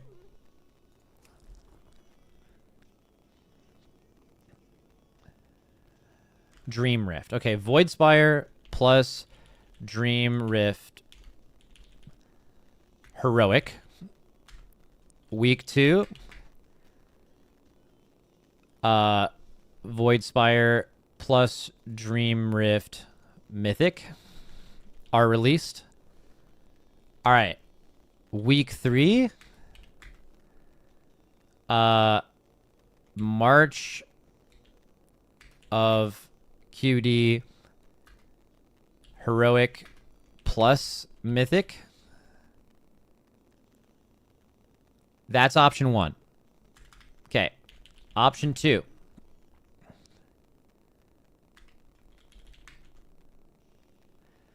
That is, well, I mean, no matter what, these all stay the same here. Week 1 is always the same. Now, week 2 could be this.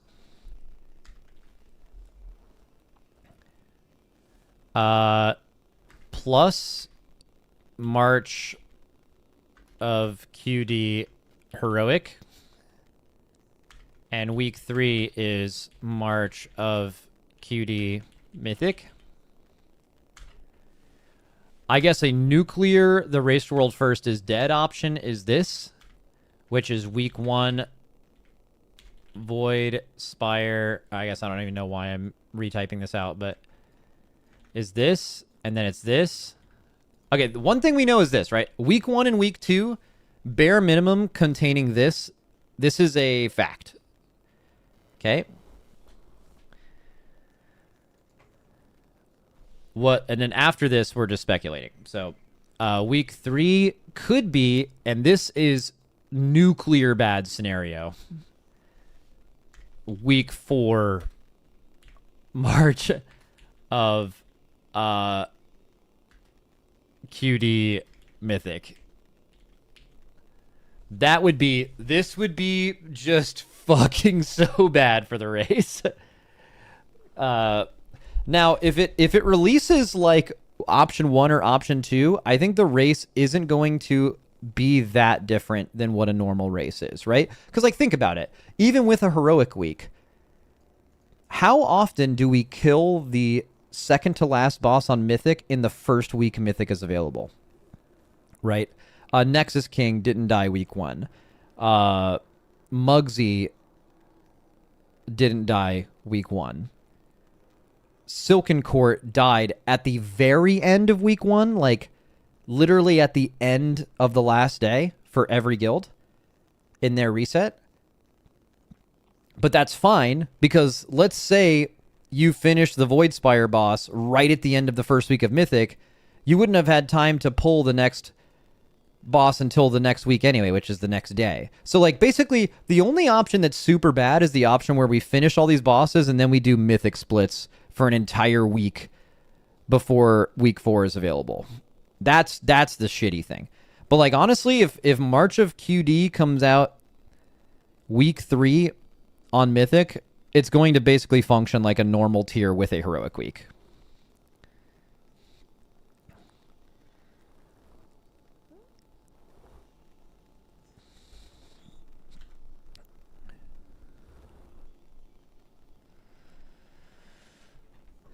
Will there be difference for both raids or just the first guild that clears everything on Mythic? So this is very interesting. So the only things that are really comparable to this are tier 11 in the beginning of Cataclysm, the beginning of Mop with Mogashan Vault's Heart of Fear and Terrace of Endless Spring, and also the beginning of Warlords of Draenor, which had High Mall into Blackrock Foundry. So it depends. It was a different time in history, but like people remember, like for example, people remember Method winning. Same thing at the beginning of Legion too. People remember Method winning. What was the name of that instance? The one with Odin and Helya in it. Trial of Valor. And Exorcist did Emerald Nightmare in 16 hours or whatever, right? But Exorcist won Nighthold, so they won that whole tier. Yes, Paragon won High Mall, They won Nighthold, yeah. Paragon won High Mall, but Method won Blackrock Foundry, so they won that whole tier. Blood Legion won Heart of Fear, but Method beat Shaw of Fear and Terrace of Endless Spring, so they won that whole tier. Now, in Tier 11, the raids were killed at different rates by different guilds, Paragon and a few of them, but it was who got, I think it was 13 bosses, but 13 out of 13, that was who, like, won that tier, because they were all released at the same time. One thing I'm positive of is no one's going to care who gets the one boss in Dream Rift. Ian already said that this is going to be, like, basically like a fourth boss in a normal raid. Like, the Dream Rift boss is not intended to be, like, really, really difficult. It's like a midway up the chain mythic boss, right? All right, please stop stomping. Just sit there for a second. But Voidspire is going to have a last boss that isn't being tested. It's possible that people look at this. Some people look at it like there's a winner of the Race to World First for the Voidspire and a winner for this. But I think in the current era of the Race to World First, at least the top guilds, how we look at it is going to be whoever kills the last boss in the March on Keldanos, that's going to be the winner of this race. Almost, especially if one of these two things happen, because it's basically going to just play out like a normal race anyway, if one of these two things happens. So...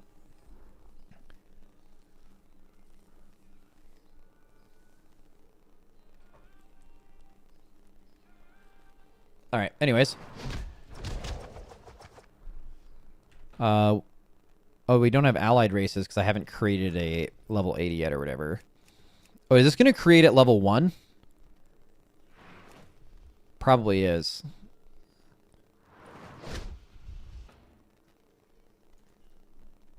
I'm just going to click back, yeah.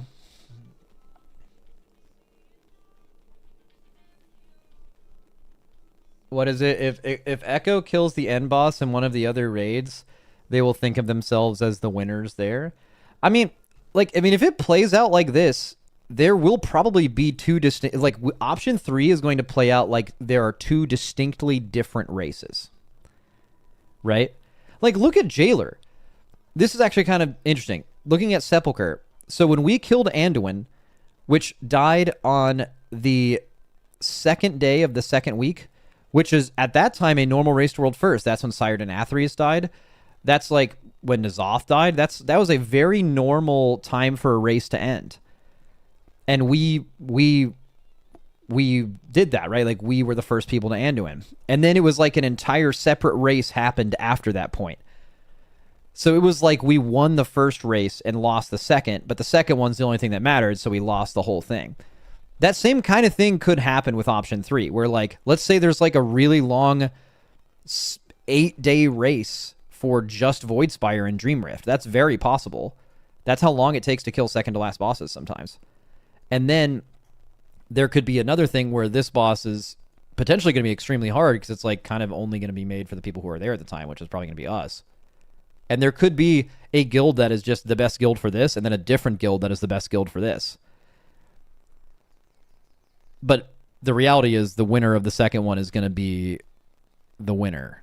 But yeah, I don't know.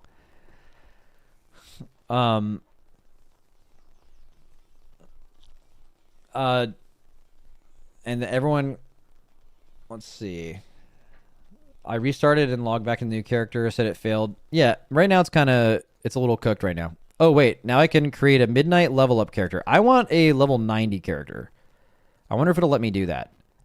So let me create a midnight level up character. Let's do a Blood Elf Monk called Lil Smokey.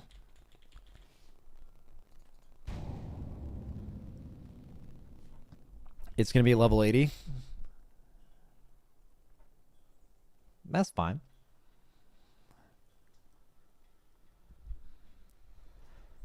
How do Liquid Raiders feel about delayed bosses? Right now, we don't know what to think because we don't know what it is.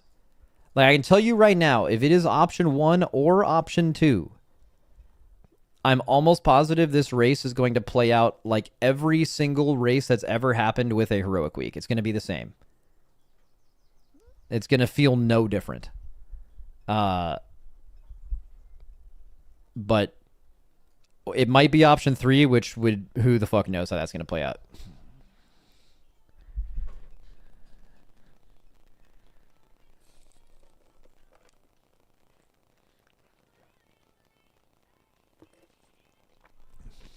Because, like, imagine if it's this, bro.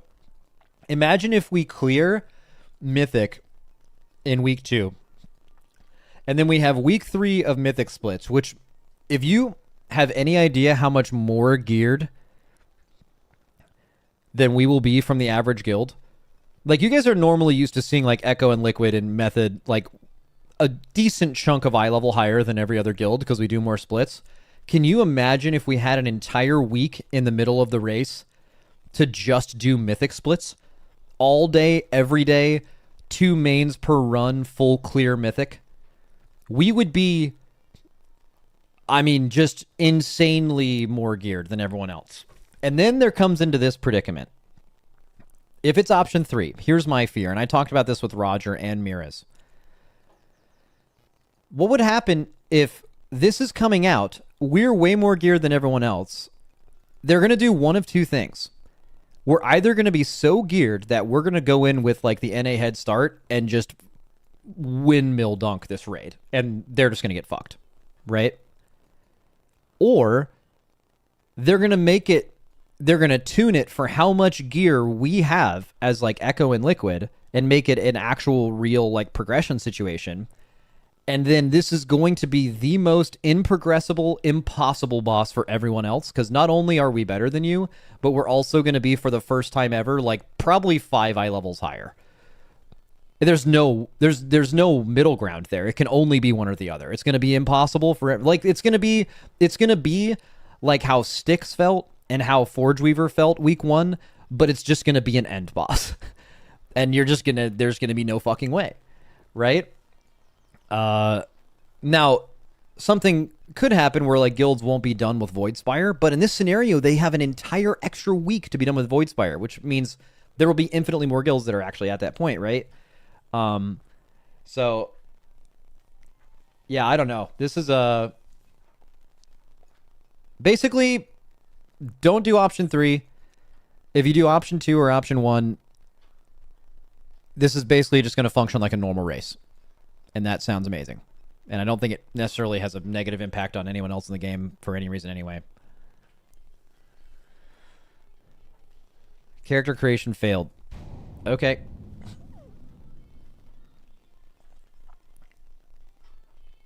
They will tune bosses to be easy since no weak auras. See, now that's something that this tier could be interesting because there's, like, the growing pains argument, right? Like, where do they go? Do they make the same stuff and no weak auras and to see how it plays out, or do they go on, like, the easier side, right? They might not necessarily have to go easier on mechanics because they've tried to make a lot of classes easier. Maybe that's the way they're going to tackle difficulty. This game isn't as hard as your class plays and the content you're doing. It is the mix of both of those things. It is both at the same time. It's not either or. So, like, they can tackle difficulty of raid content by trying to make classes easier, which has not necessarily been true across the board, but certainly is with some specs. Yeah, I don't know.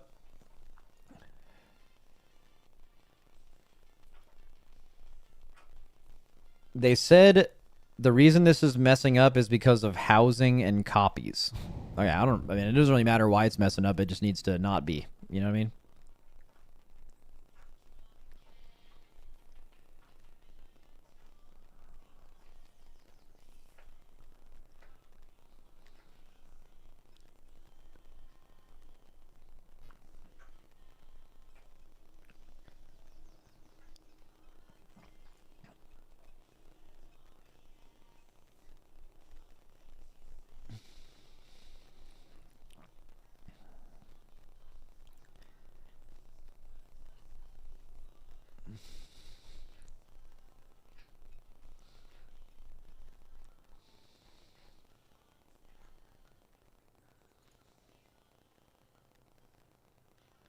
Is there a level 90 realm?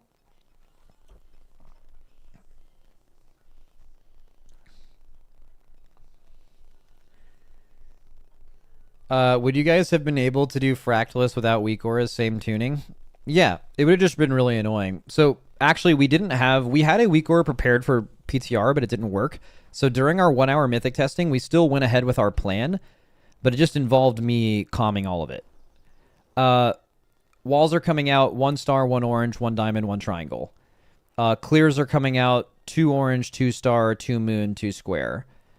That's what we did, and we got all the way through the boss by Natty calming it. It just required me speaking 1,000 words during the boss. But also, I don't think they create a boss like Fractalus without weak auras. They wouldn't like go through the process of making it and be like, this is a good boss, you know? One thing that computational weak auras has with boss design, a big issue with it, and one thing that you can't really feel as a player until you see what new bosses they come up with, but I've heard this from class designers, is that a lot of times it can be annoying to create a boss because you come up with a really cool mechanic and then you're just like, are they just going to solve this with weak auras? And the answer is yes. And so you just make it different, or you make a different one. And that really limits your creativity on what you're actually able to do with creating WoW bosses. But now that that stuff can't happen, you can cook a lot more to make better bosses. So I'm definitely really interested to seeing what that looks like. Because that maybe it won't be much different. They've also made insanely good raid bosses in the past, especially recently, that have had basically no computational weak aura shit at all. Dimensius, you don't need fucking anything. It's just a boss, bro. Like, they made the inverse gravities where it's just healer ranged melee every single time. You always go to the same spot. Like, there have been terrible weak aura bosses, but like, why would they could make Dimensius without any of these add-ons to be the same fucking thing. So, it's just certain bosses in the past. Like, you can't make Brood Twister the way it is. You need to give you make it not Venn diagram. You make it not require, you have more time. Like, basically every mechanic that's ever required a weak aura to assign you can just be solved by giving you more time to do it, or making it less punishing, or it going on less people. Right. So I'm slightly optimistic that I don't think it's going to be that difficult to figure out, because I just know of so many great WoW bosses in recent history where you didn't need weak auras at all. Like, you had weak auras on your screen because you're just, you know, that's what you do for your UI, but like, there's no weak aura doing the fight for you. This is not what's happening. Now what might happen is they still shoot too low and they like undertune and make things really easy because they're not quite sure exactly the relationship between players and weak auras and stuff, and that wouldn't surprise me either. That could happen. Who knows? There's like a 5-minute ad to just watch your stream. Thanks for the money.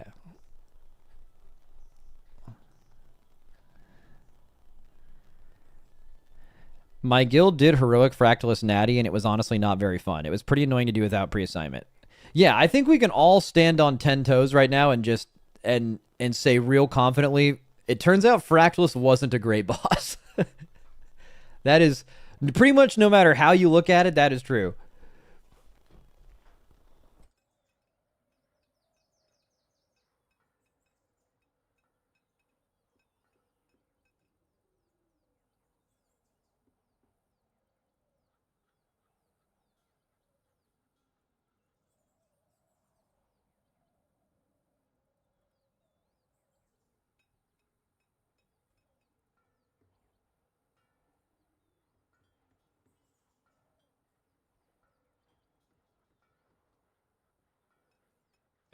What was that boss that had orbs, Fate Scribe? That was fully trivialized by weak auras. Could have been a cool boss. Wait, hold on. Am I having... Is my brain... Am I going through some crazy brain shit right now, or did weak auras do nothing for Fate Scribe? Oh, you're talking about heroic, I think. On Mythic, you probably could have come up with some 10-head weak aura shit, but on Mythic, you literally just, on Fate Scribe, you literally just said, all right, everybody, step on the line in 3, 2, 1, go. And you just made them all go in one direction, and you didn't think about it at all. It just always worked. There's no weak aura required at all. Oh, that's actually not true. I forgot that. I think because the fight wanted you to put two people in some of them and one people in another, one person in another, you did want to assign one person to each ring and not two, and some people just didn't go. But I don't think that would have been too hard to figure out without weak auras, though. Like, you could just simply look at your raid frames, and there's 10 debuffs, and they go out well before this happens. You know who it is minutes before you have to do this mechanic. And you just from the middle to the outside, the first person on everyone's raid frames and going down. Just a list of people. If you're not in the top 7 people, you don't go in a ring. If you're the first person in the list, you go to the first one. If you're in the 7th one, you go to the 7th one. You count from the middle. Is it as easy as weak auras? No. Would you have some wipes, people getting it wrong? Maybe. But like, I mean, would you still do the boss plus or minus 10 pulls? Yeah, it'd be the same thing. A lot of people get mixed up when they see weak auras as they're like, this is the way that this worked. But oftentimes, doing a weak aura assignment for something is just the easiest way to solve the problem. So you just don't assume there are other ways to solve the problem. Weak auras are great because they're great problem solvers. But like, there's always other ways to solve the problem. They just may not be as good. But sometimes they're really close. There are a lot of times where we use weak auras in the race, and they are like efficiency gain of like 93% to 95, but you take every percentage gain you can take because it's a race of time, and you try to go as fast as possible. But some people are just like, how could you ever do this without weak auras? And you could think about it for like 10 seconds, and you could figure out how to do it. In fact, a lot of times we go through this process because we don't have these weak auras created for testing, and we have to do them natty. And you have to approach the problem a different way. But a lot of people don't do that, right? You guys don't do that. You don't do testing. So like, you just show up and you get a weak aura pack linked to you, and you don't really have to think of it like that.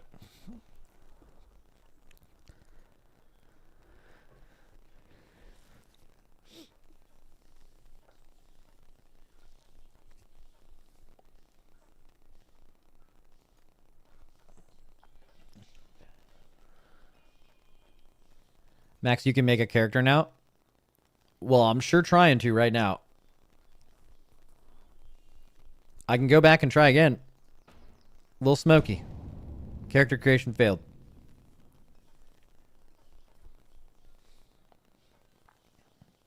"45 minutes in, this beta is so fun." I mean, okay. I'm not like giving them a ton of excuses here because I really don't care. But did anyone expect to log on? Do you guys expect to log on to WoW on a new patch when it comes out and just it fucking works just fine? Like, it'd be great if it did. $1 billion company, you better like, sure, but like actually, is there like any MMO that ever like has any kind of like hype thing that comes out and the servers work? Bro, I feel like it's a requirement for a game to even be kind of good is their servers have to be dog shit. Fellowship came out, servers were like unplayably dog shit. That's how I knew that game was the GOAT, bro. If you show me an MMO that has 0 server issues, that game's gonna suck ass.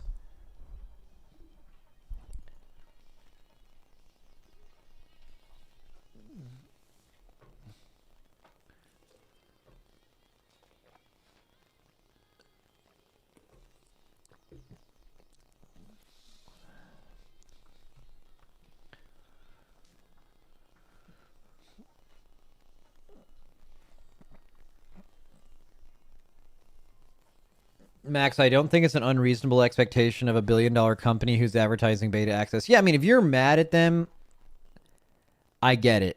I'm just saying, if you're surprised, you're new or you're delusional. There's two options there.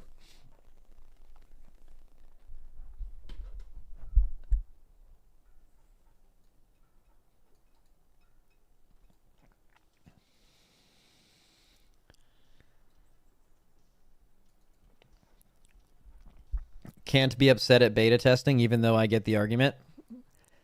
Yep, that's the hidden cheat code within games nowadays. Is you release a game fully, but you just call it early access, and then anytime something in the game is bad, you can just have people defend you and be like, "Bro, it's just early access, bro. What do you expect? It's the beta. Like these kind of things happen." Insanely broken game dev trick.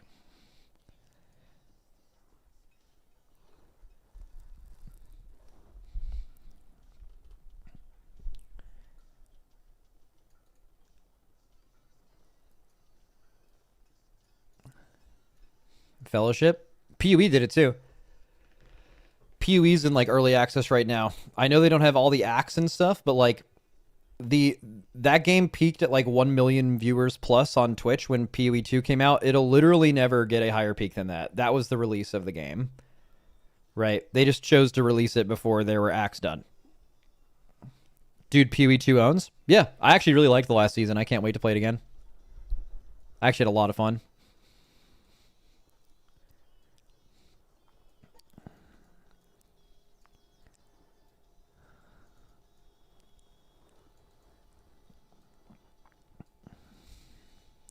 It'll be higher when it releases free to play. I will bet you any amount of money that at least like culturally within the gaming zeitgeist, like PoE 2 will never have a bigger peak than its initial release. But also, I'd be wrong. I'd be glad to be wrong too. I think the game's great. If it had another peak, I'd be really happy.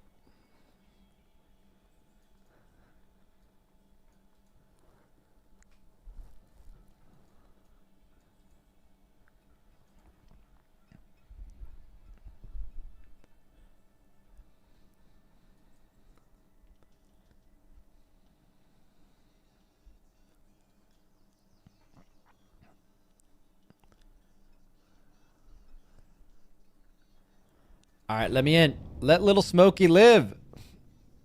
Issue reporter. There seems to be a bug here.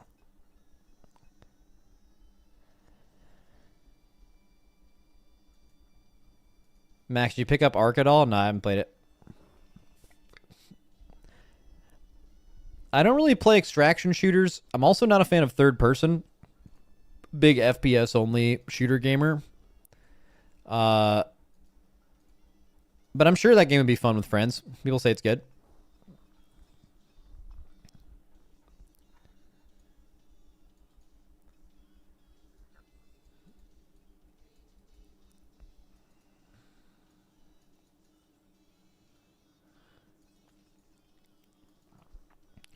By that logic, PoE 1 would have never caught on and Tencent wouldn't have invested because PoE 1 didn't launch as a finished game either.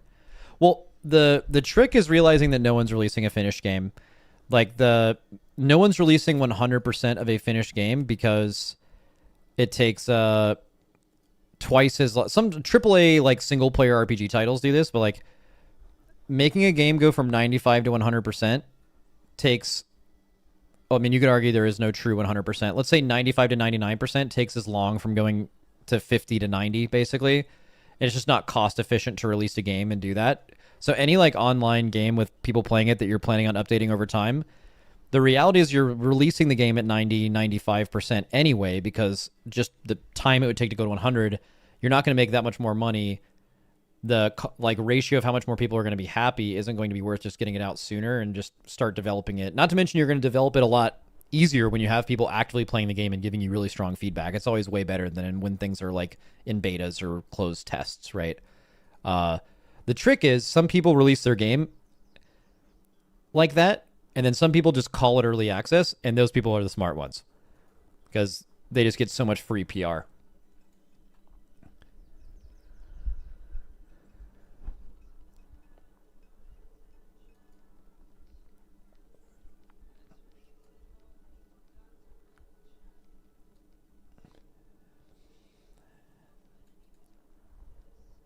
Pretty sure GTA is looking for perfection. Yeah, that's true. Now, I'm not saying everyone does that, but it is often done. Yeah, clearly GTA is going for the literal perfect game. I mean, that kind of makes sense, though. Like, seeing how GTA 5 is played out, you're seeing how much time span. Like, these games last 10 plus years before you need to make a new one. That gives you more and more reason to make sure it is as close to 100% as possible.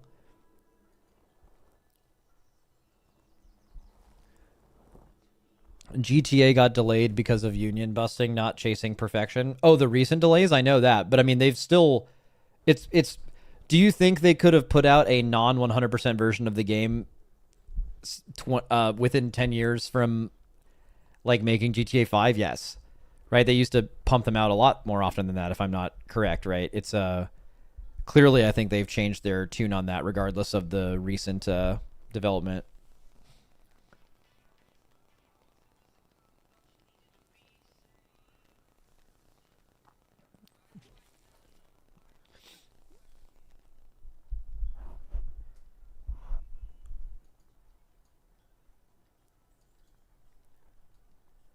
You know what we haven't seen a ton of in a long time is like old boomers like blaming crime on video games.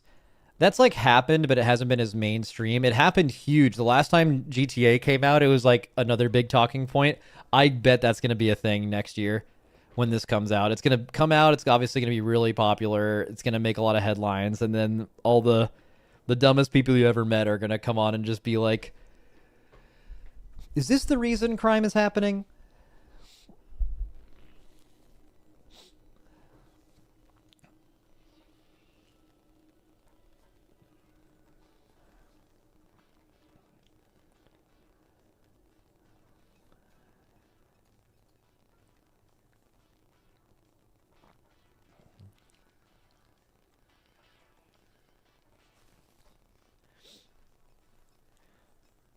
Great time to pop as a new content creator. What, GTA 6? Yeah. I mean, it's just going to be in the RP space, basically. But, yeah. I mean, actually, I was talking to Shroud about that because I wanted to do GTA RP because I thought it would be really fun. And he said, like, at least as, like, a bigger streamer, it's kind of impossible to do GTA RP and have fun because there are so many people trying to make a content creation career out of GTA RP. That like you never have authentic interactions and like everyone is trying to seek you out to interact with you if you're in the server and it's just like completely fucked. So I could definitely see that being a thing in GTA 6 where it kind of plagues a little bit. Everyone's a main character too. Oh yeah, so true. You can do it, you just have to do it off stream. Yeah, but then that like kind of kills it, right?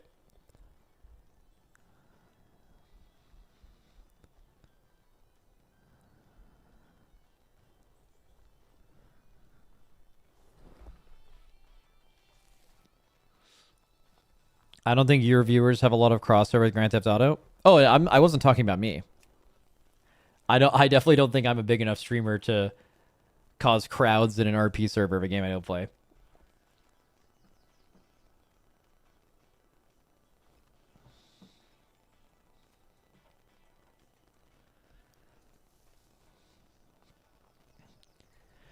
So I'm trying to play on whatever this is, Liadrin. Is anyone on a server that works? Is anyone like in playing the game?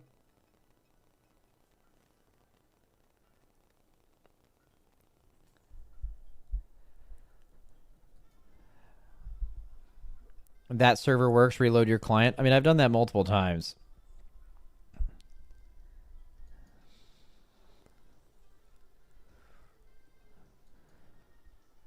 Do you just have to... Okay, so I couldn't create a midnight level up character. Maybe I can... Alright, I'm just going to create a level 1. A little placeholder. Little placehold. Can a little placehold exist? As a level 1? Well, that looked like it worked. I mean, but I'm not playing a level 1, so... maybe I try to copy character after this.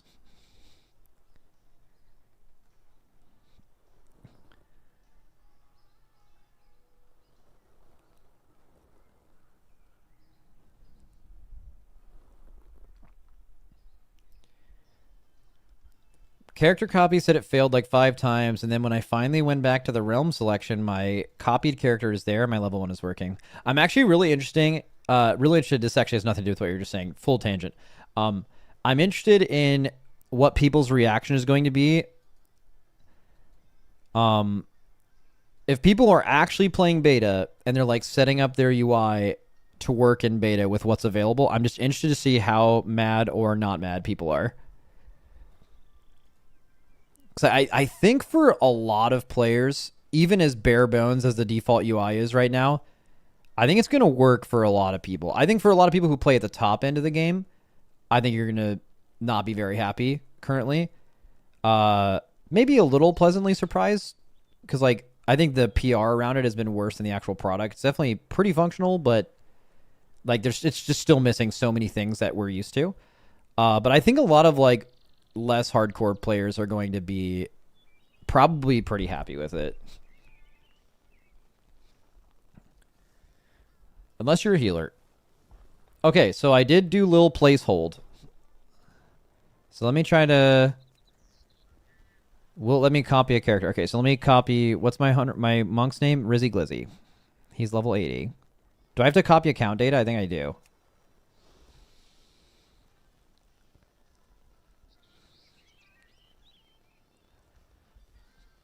I play rated arenas and BGs with the default WoW arena without any add-ons since and earned 2200 plus. Dude, my goat. My goat.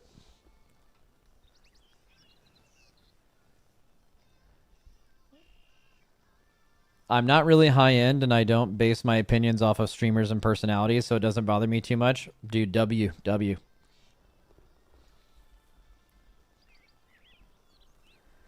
The thing is though, I wonder how many like streamers and content creators are pushing forth opinions that people listen to. Like that happens, but I wonder also how much streamers are just parroting the takes they see from their community. Like which way does it go? Does it source from the streamer? Or is the streamer over time, when you get yes-manned by enough people that just agree with you, like if your chat all thinks one thing and you say something and they're all like, no, bro, fuck you, you're wrong, you're probably going to change your take. And if they're like, yes, bro, so true, my goat, you're going to just say, you're going to like further believe that you're right, you know? So, like, I know that's been a topic recently. Ian had like a thing about an interview. He had something to interview about it, but I wonder if it's that streamers are actually like polluting ideas upon the community, or if it's just like basically the streamers act like a megaphone where you might have a really niche audience and a niche like care about the game, I guess. And those people follow you for that reason. And then you just end up, you're a megaphone. You're blasting out the message, but you're not creating it. Right? And in that case, it could be pretty helpful, I guess. Because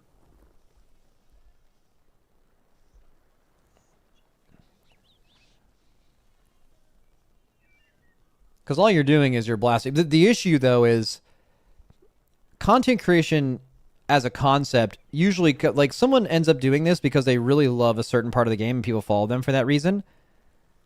But the person who is the least often supported by that is the everyman WoW player. The player that logs in after work, after they're done taking care of their kids, they've played WoW forever, they log in, do some collection, kind of spontaneous, they don't pay attention to Twitter opinions.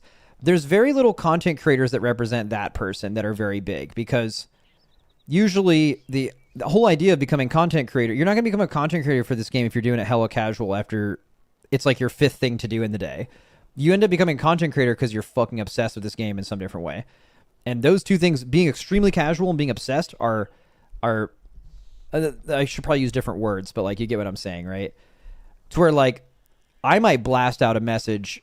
I don't know. I'm not sure if I come from that place or if I'm just blasting out a message that I hear from people. I certainly have my own opinions, but, you know, I hear a lot of your alls too. But you're only going to hear from people who care about high-end playing this game, basically. Raid specifically. That's what you're going to get from me. And that just might be a louder voice than someone who represents an even broader swath of people, but they're just not as big, right? So I think I definitely understand Ian saying content creation is like made it harder to hear real opinions because it's all so localized.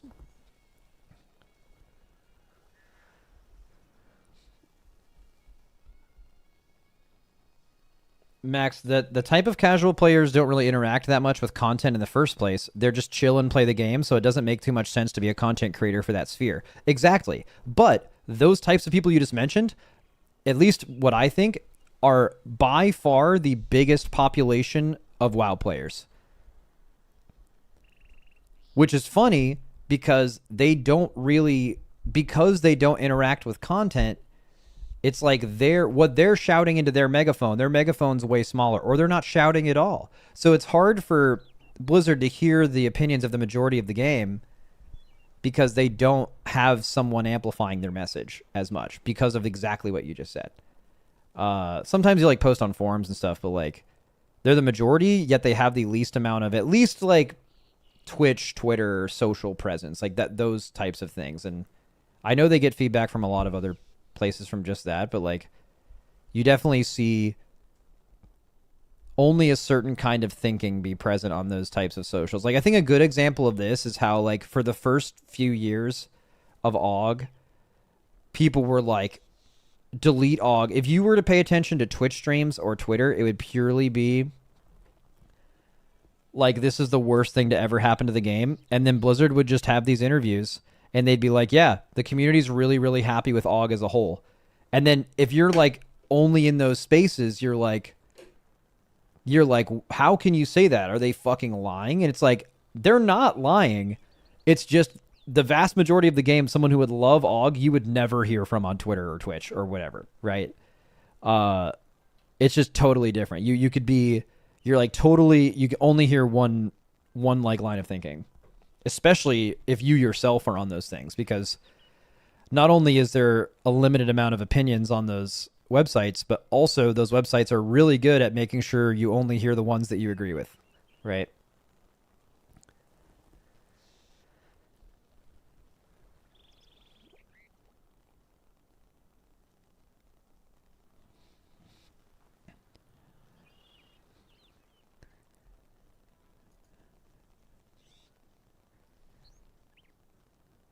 Wowhead comments. Yeah, Wowhead comments, the original social media for like hating your life. If you want to meet a bunch of other people that are just insanely unhappy, fucking head right on over.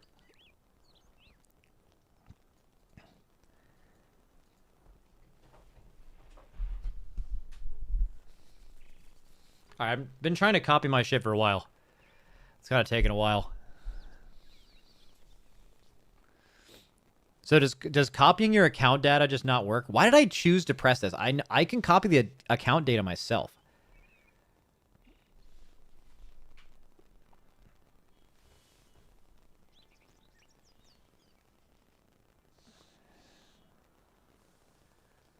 Exit and reload. Mine appeared.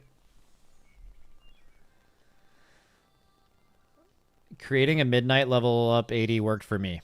All right, well, I'm just going to keep Alt F4ing and coming back until that works.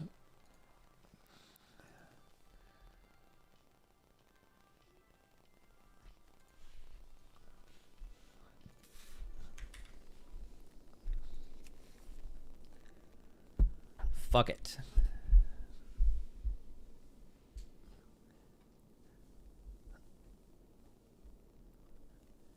Everyone can play beta now. There's two ways you can play beta right now. They still do like random selections, so like your account can just be flagged to be a beta tester. Completely unaware of how many or how likely it is for that to happen to you. I'm just going to go ahead and guess of all of the possible WoW subs. It's extremely rare. In fact, I know in the past, at least anecdotally, what it seemed like they did is they're more likely to reach out to like unsubbed WoW players because like they're also trying to get them back. Right? Like there's kind of a method to the people they go after. And the other way to get it is you pay for the Giga edition of the new expansion. Actually, is it just pre-ordering the expansion at all, or do you have to pre-order like the Turbo edition? It's probably that, but you have to buy the Epic version. Yeah. Dude, it's actually so egregious that they didn't get enough backlash to where they are now doing the expansion early access thing again. It's just like I actually think it's so embarrassing. It's so embarrassing that they're getting away with that. Play an MMO early by giving us more money. That's fucking insane.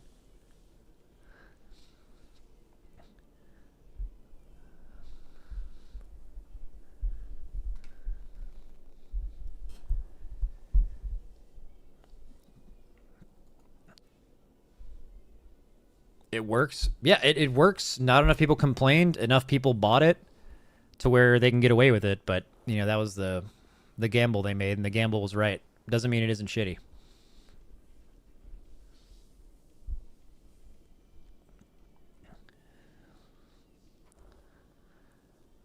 Wait. Lil Smokey's in. Lil Smokey actually got created.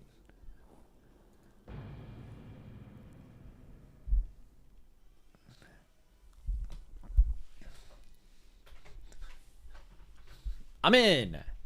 I think. Maybe.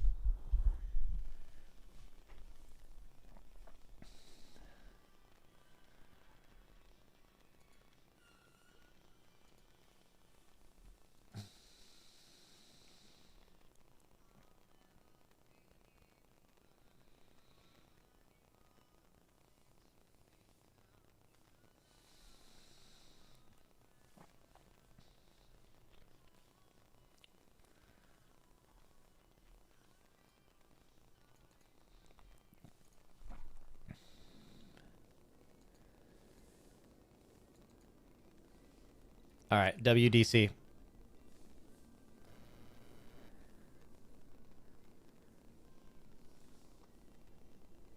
Dude, I just realized this. Raid testing is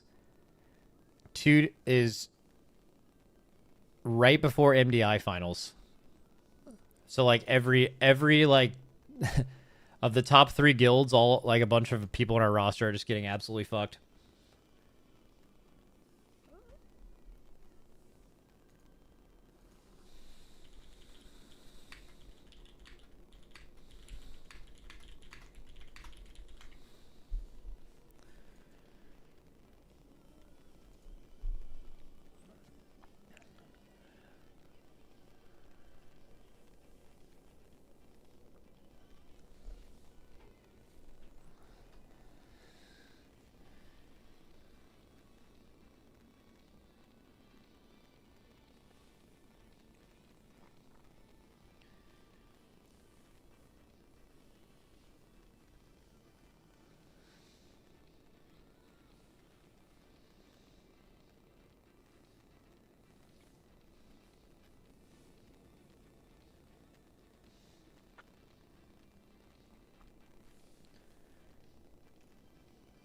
Max, do all of the Liquid Raiders have to get early access? I like do we require that they get it? I mean, usually we get them all into alpha, so like I'm pretty sure. I don't think they all get in right away, but I'm pretty sure our guild, all of them were in alpha at some point, so they would be in for this. I think he means like the 3-day early access. That's interesting. I think they all do get it. I don't know if we've ever even talked about hard requiring it, but like when you're playing the game at this level, like you're kind of just like there's no way you're not going to get it because you just like want to play the game. Last expansion launch, you wouldn't have needed to. You would have been able to be fully ready for the Race to World first without getting the early access for sure. It wasn't required. But like, yeah, I think Dorky has it right. If you're playing seriously, who playing seriously doesn't get 3 days early access? It's a good way to look at it.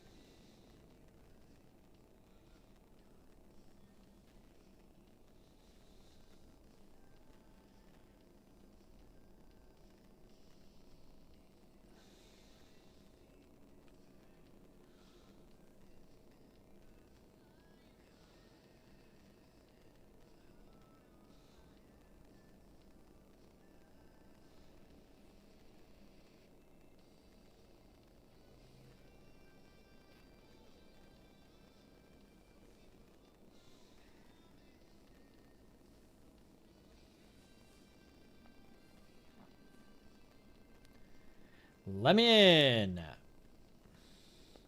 Wait, I can go in. Lil Smokey, enter world.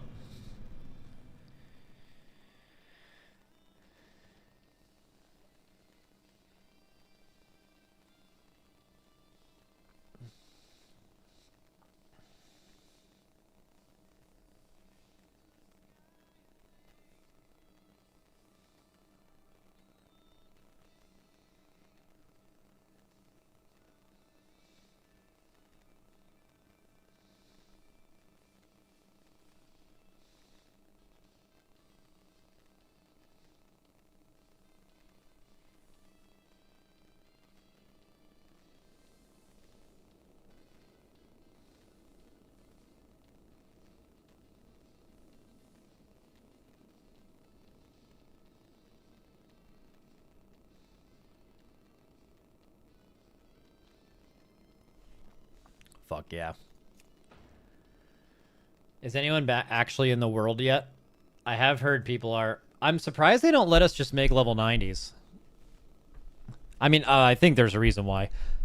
Right, like they probably want to they probably want to test the leveling process more than anything else before release. This is probably the best chance they're ever going to get to people to test leveling, and if they create level 90 as an option, then people will just skip that process. But I mean, they're definitely going to have them soon because they need to for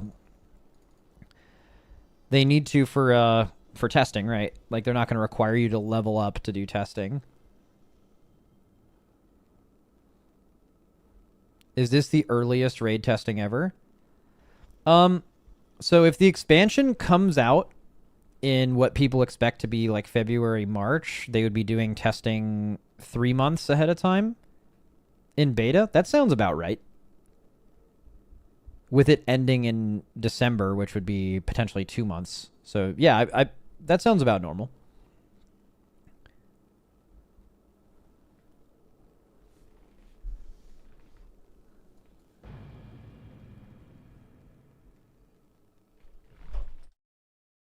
I'm actually interested in how Midnight Launch is going to do for a different reason.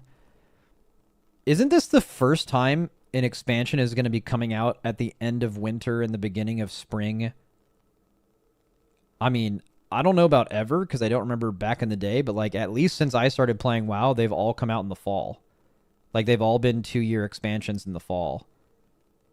But it's like literally 6 months before it normally releases, so it was in TBC. Okay, yeah, but okay, so since I would all it's I think my point still stands though, right? Where like it's going to be really interesting to see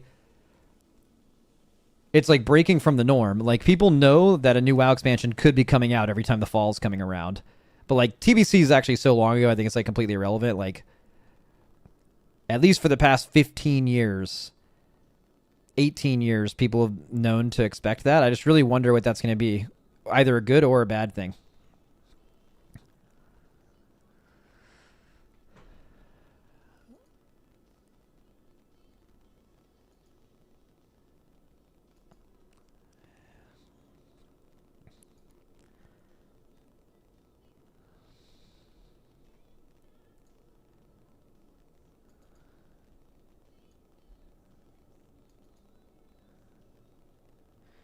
Doesn't it look like launch will be mid to late January?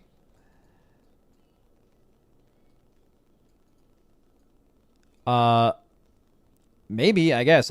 I'm just pure feel meter. I'm feeling like Feb, March. January feels early.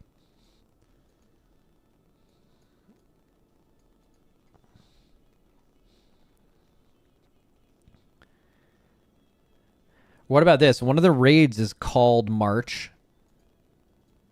So what if it comes out like 3rd week of February?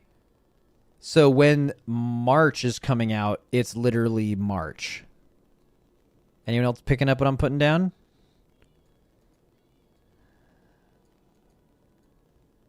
That's a crazy cook. It could be true though. That's so meta.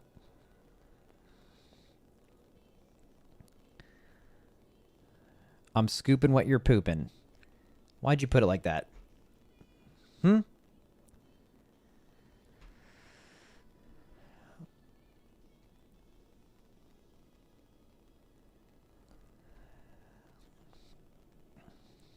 That is an exact way to say I'm picking up what you're putting down, but also why? But also why?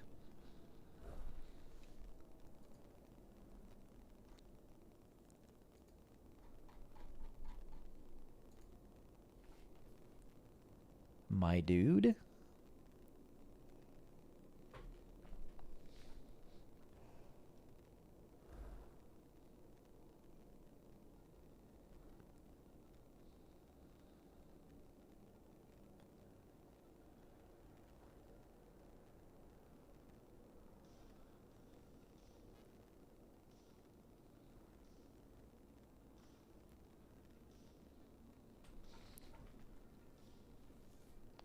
Oh, we're back in. Let's go. Little Smoky check.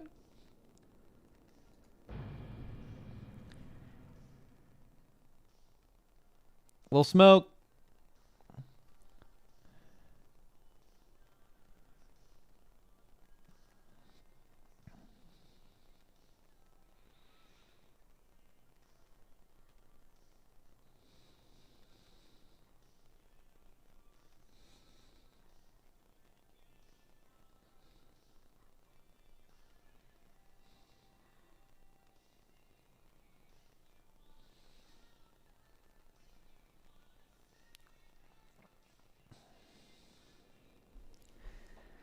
All right, I'm like 3 disconnects from doing some other shit. Let's see. Any fellow if beta is still cooked?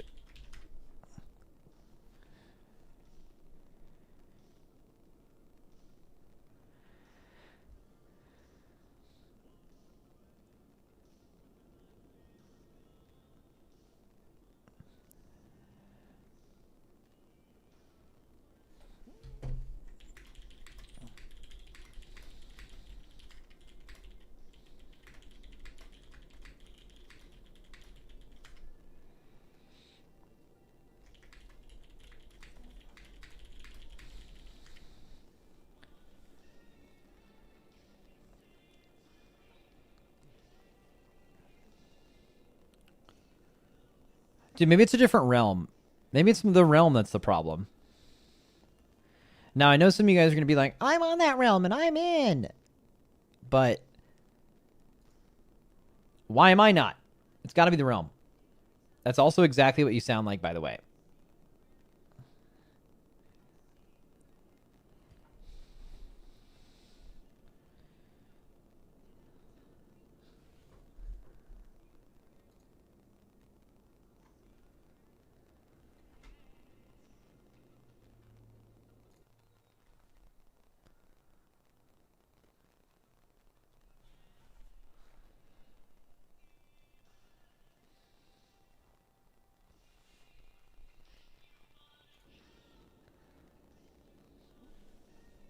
You can't enter? Nah. There should be streamer servers. Because if I was in, people would be like, streamer servers. Dude, people actually get unironically so mad about that in different games. Like when Fellowship came out and we were in, if we were ever in the game, it was like full streamer server accusations. It was fucking so good.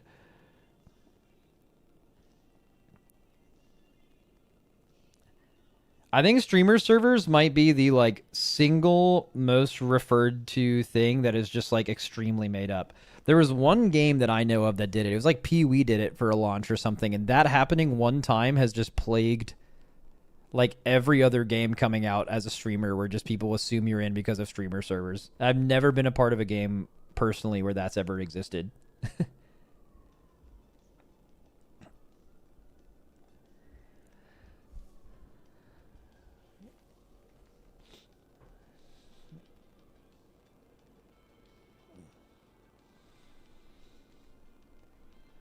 Pee-wee like actually did it for one single league and people never forgot. Yeah, that's what I'm referring to, yeah. It happened one time in a game that I don't play. And that one people deciding to do that once has just created this narrative that will never go away.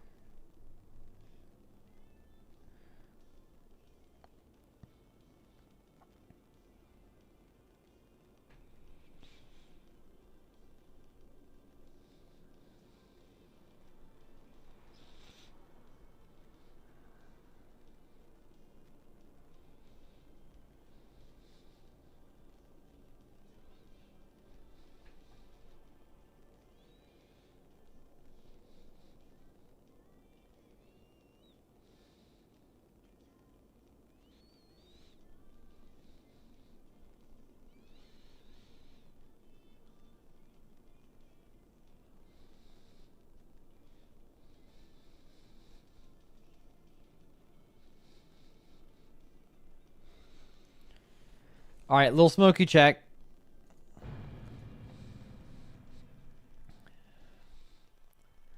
Max can't escape the streamer client accusations. Yeah, it's just a conspiracy, man. But people want it to be true. It's got to be true.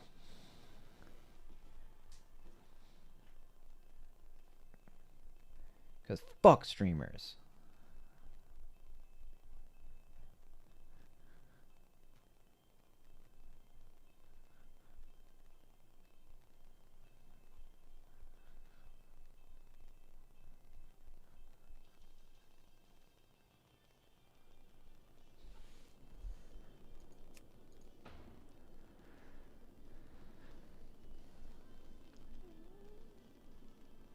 Didn't New World or Lost Ark also give big streamers login priority?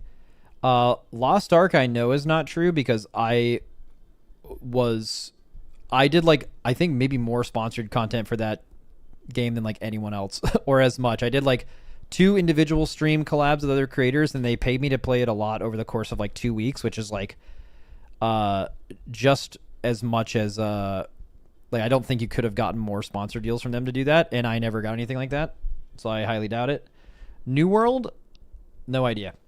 But I know that like everyone was having crazy server issues. But if everyone was having crazy server issues in New World and streamers had like priority, then I definitely understand why people were getting mad because the worse the server problems, the more you're like very angry at people who don't have them.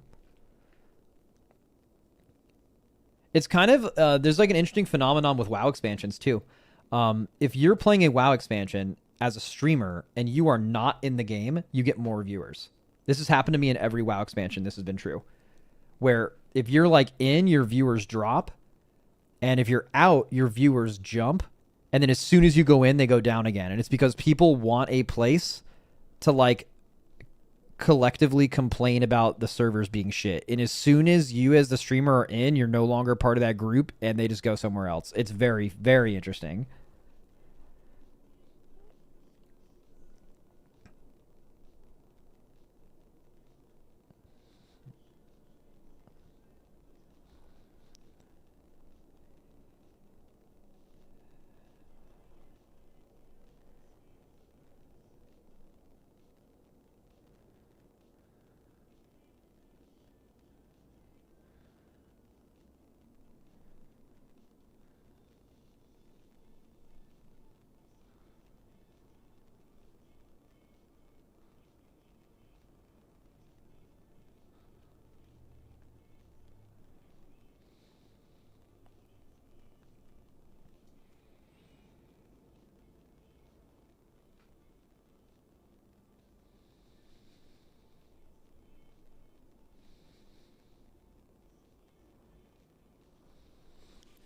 All right, little smoky check number 10.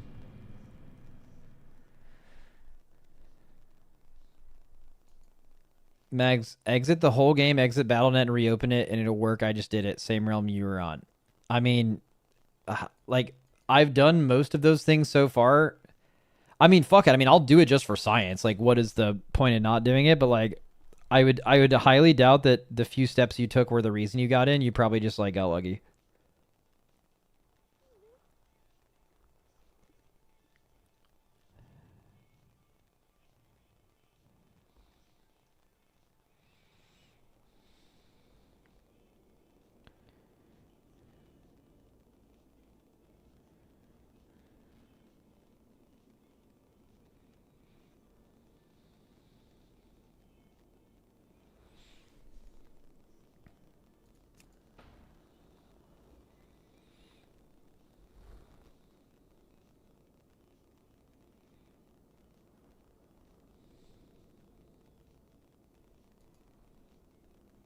Try taking your shirt off. I got in and I'm shirtless.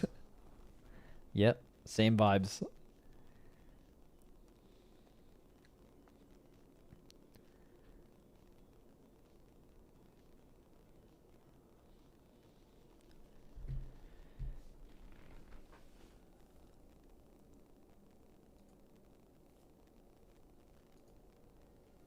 Let's see if Lip wants to shoot.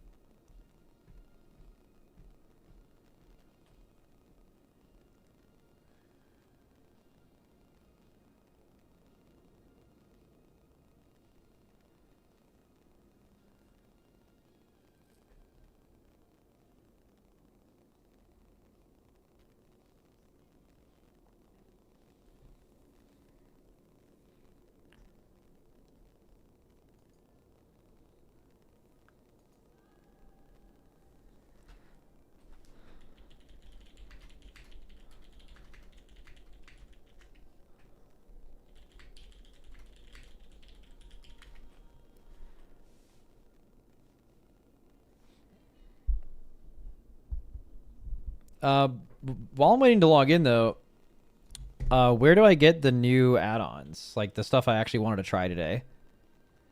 Oh, I need to actually... I don't have WoW up on this computer. The internet? Okay, let me try the internet.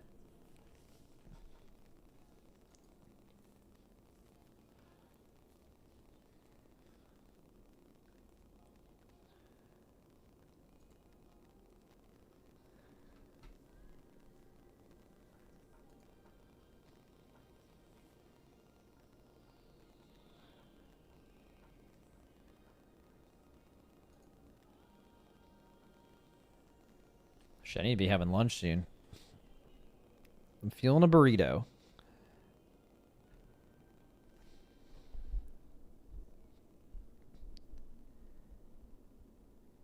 What is this, add-ons? Old WoW? I mean, I just know that like add-ons, at least like reskin and stuff, will still be available. So I think what would be interesting on beta is if they're ready to see what they look like, right? Just to basically, we know a lot of add-ons got cooked, and some add-ons are like we might be able to exist, but doing a little check-in to see what actually works might be nice.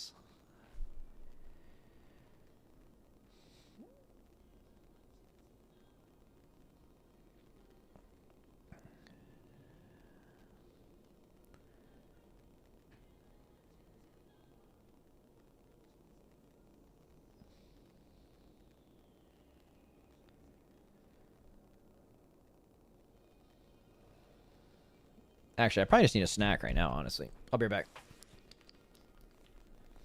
And turn the lights on. Shit.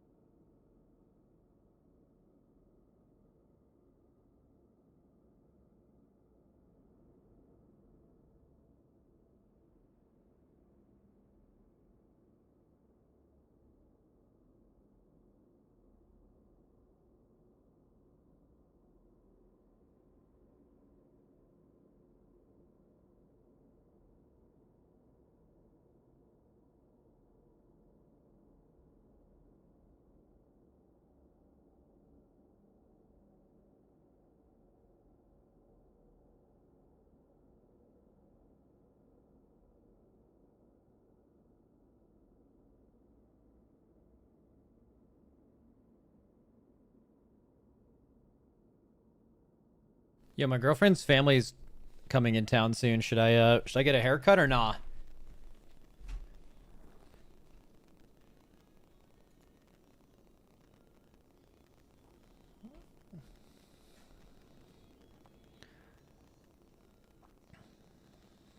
Seen a lot of no's. All right, fuck it. No, I'm not doing it.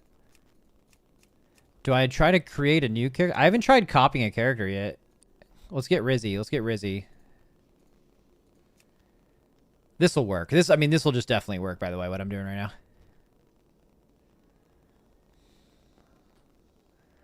Yeah, this sounds like something that'll work, definitely.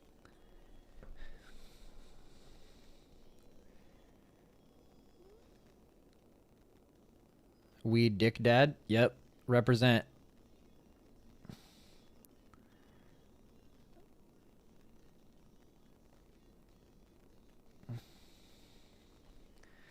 Alright, let's get out of here. Not working. Actually, maybe it'll just show up randomly. I'm definitely logging off very soon, though. If this doesn't work.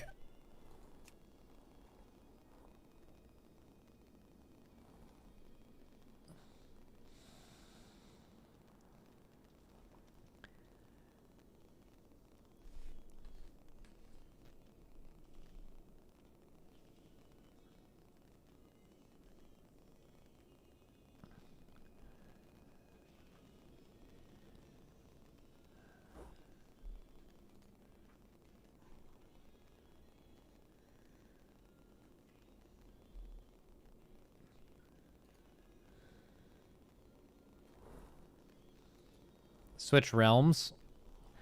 I mean, I just know people are in on this realm. And then I have to, like, create a new character again.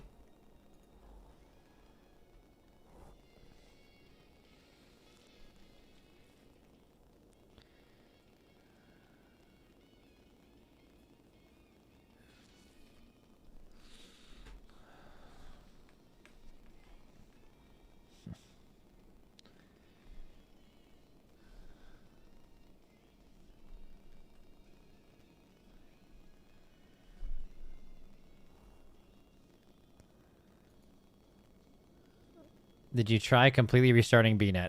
All right. All right. Let's do this again. It's the last time I know this doesn't do anything, but I'm going to do it anyway. Dude.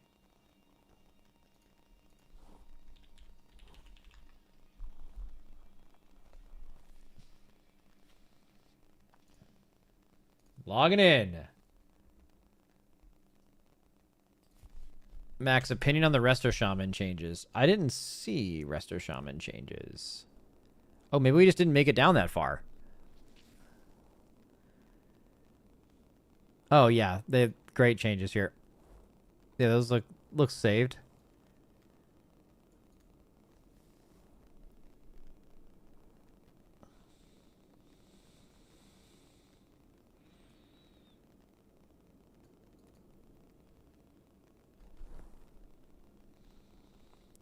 Wait. There's a new external defenses place to just show you, like, have a place on your UI purely for external defensives going there. That's pretty good. I actually didn't know that.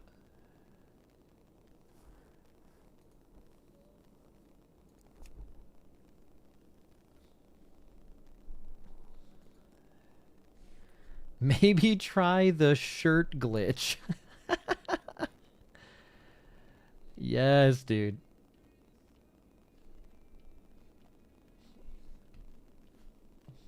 The fucking shirt glitch.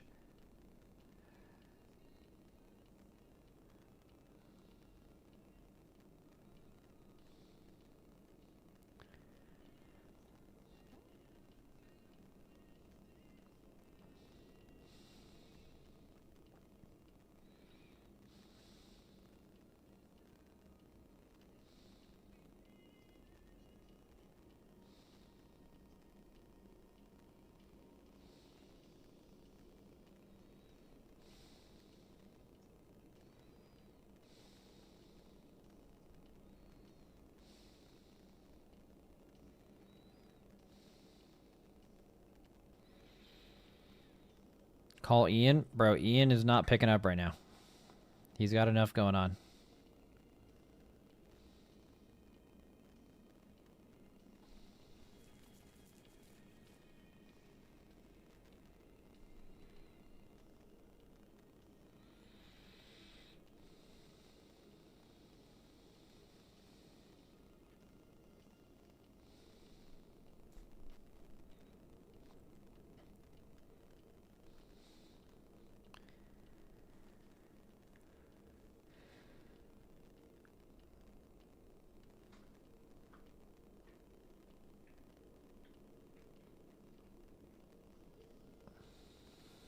All right. Let me in. I want to try some add-ons.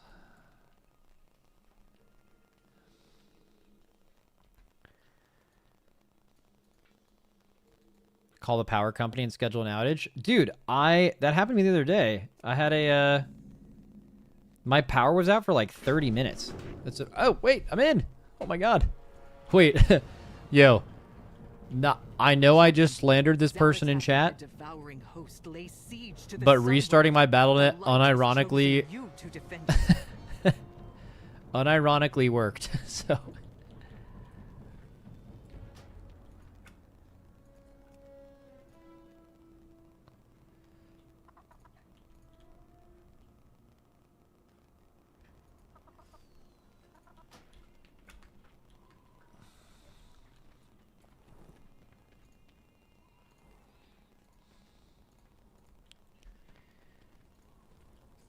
I need to You got target one guide, but like it a good way. Oh yeah, here we go. Error speech. Okay, that'll be off forever. Options, action bars. Definitely at least that one. Probably this one too. We can hide them after we bind them though. We should probably just hit this natty, right?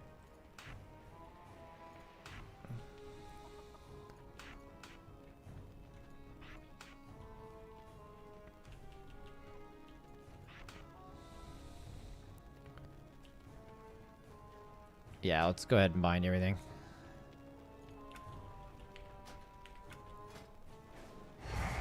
Oh, okay. Cam is not broken. My cam isn't broken. I'm locked the fuck in right now.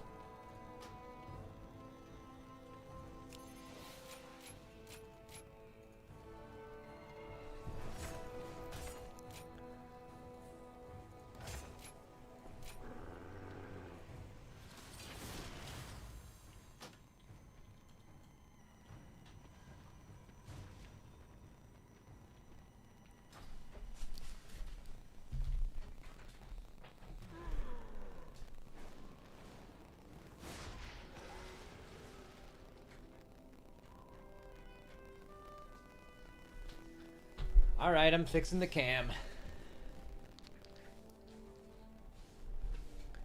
Should fix in 3, 2, 1, now. Yeah, okay.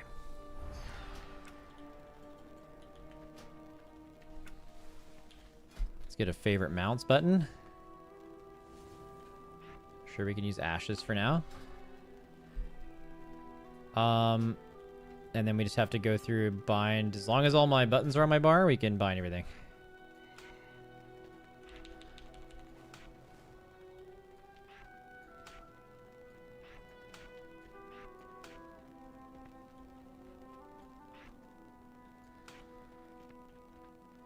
Okay. Everything else is chilling. Everything's on my bar, apparently. Well, maybe we want to check all the other action bars just to make sure nothing's actually there. Yeah, we're good. Keybind mode. Character specific bindings always, and then quick keybind mode.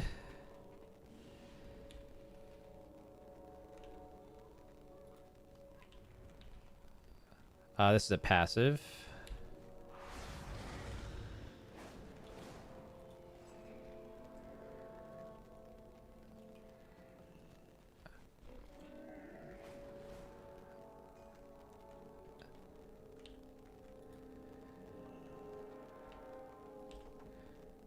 Think we're good?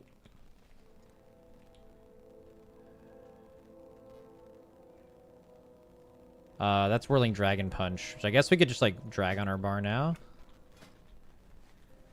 I'm not currently playing it, but, nope, it has to be oh, I guess it would keep the same binding as, yeah. Where's Wen?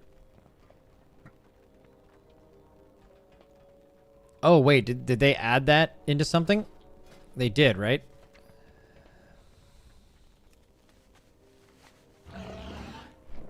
It's part of a conduit talent. Oh, I must have missed that.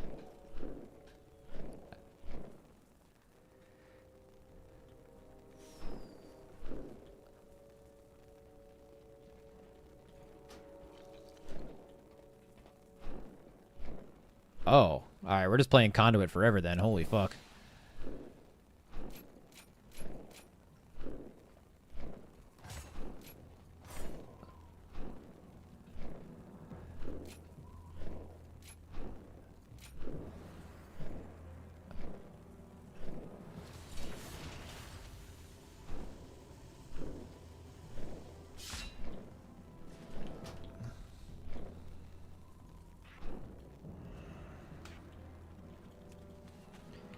Sweet.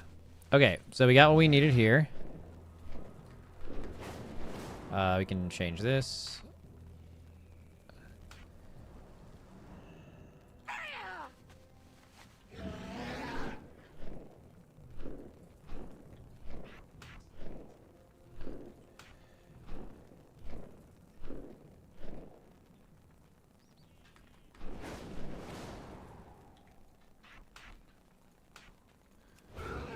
Dude, who the fuck ever uses this?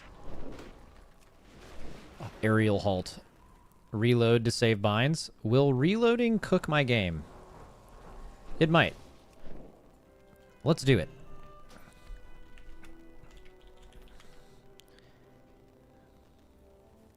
That was very fast and did not cook my game. Okay. So now we need to do the important things. Gameplay enhancements. No, not that. Boss warnings, text warnings. We'll mess with that. Enable cooldown manager. Yes. We'll have to change where that goes and change what's in it. First off, let's just get this up, right? We need to move it.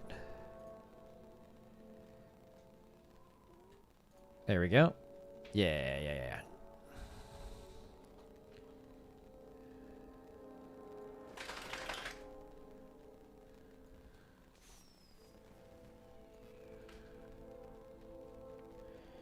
This is going to be much closer to the center of my screen here, because I'm going to remove some stuff from here.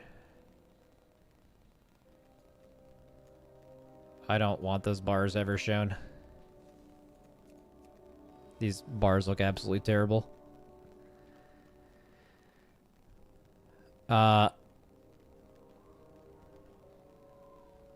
Where's my target frame? Sure, save.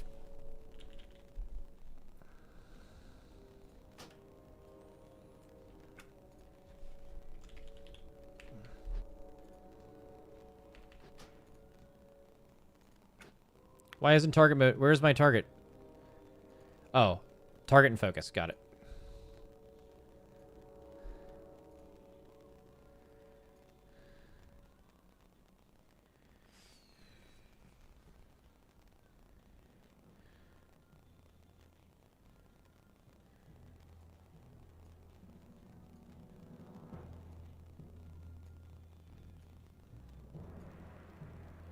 Sure.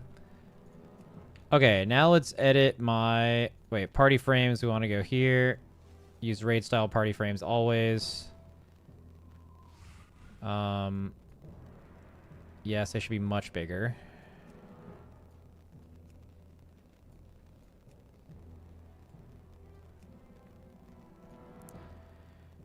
Okay, sort by group, sure. Save that. Encounter bar, we want it to be here. Oh wait, can you still not separate your... Here, let me change my one second.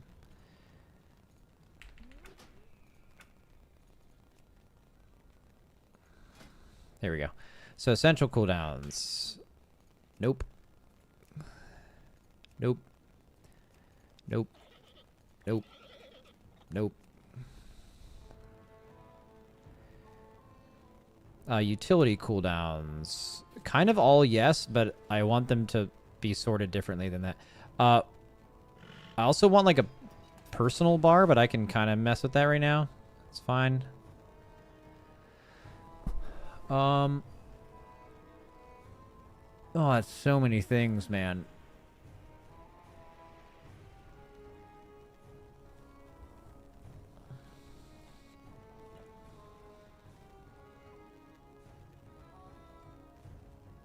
You can drag the icons to change the order. Yeah, I know that.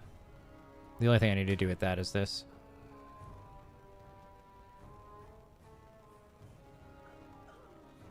There's just way too many buttons down here. You know what? I can fix this. So let's remove Fort Brew. Let's remove Touch of Karma. It's still one thing away from being good.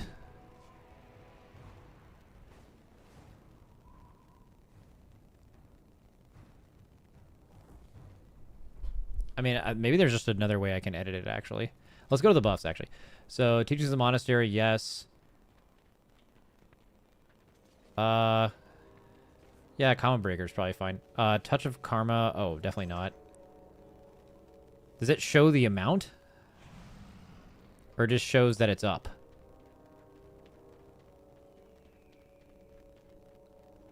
Definitely not your mastery. That's, I mean, come on. Come on. Definitely not. Yeah. I don't want bars. These bars look atrocious. I would rather not be aware of how long things are up than look at those bars.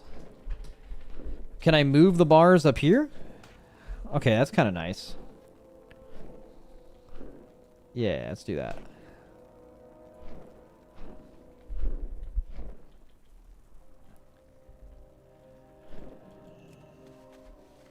And then apparently someone has a cooldown manager skin that makes it look 100 times better. So we're going to use that once we have the availability to do that. Let's see. Edit mode again. Icon size, icon padding. Can't remove it below what it is right now. Tragic. Number of columns should be, yeah, more. Yeah. Always should have infinite columns. And then I feel like they should be like bigger. Kind of don't like having more utility than damage things, just personally, but certainly playable. This looks fine. Okay, next step, and this is like really important. Okay, this used to not be able to be done. How do I get my chi and my energy to be under my character but not my health? I just want my chi and energy to be centralized. I don't want to look down here for it. So the way you used to be able to do this is with personal resource display. But the issue with this is... Wait, it's not working right now.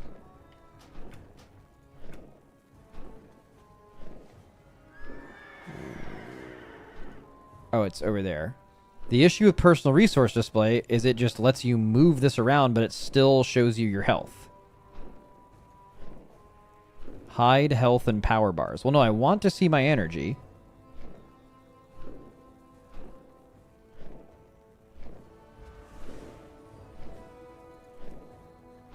So you can't. You literally can't.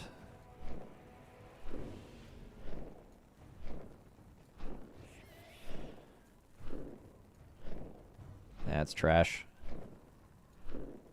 Hopefully they fix that.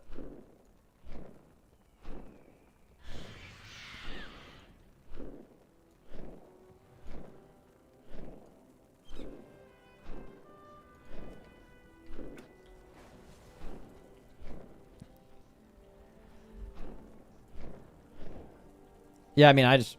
Why would you... If you want to see your chi, why would you not also see your energy? It's crazy. I mean, maybe someone will figure out how to do this with some add-on or something, but I mean, this should be in the default UI. Okay. Where's the damage meters? Does that work yet? Enable external defensives. Oh, that's interesting. How do I do that? External defensives. That goes up here. Oh, alright. This can be blacklisted and whitelisted, right? Hopefully. I mean, okay, it shows like AMS from another class. So what's the list of things that shows up in external defensives?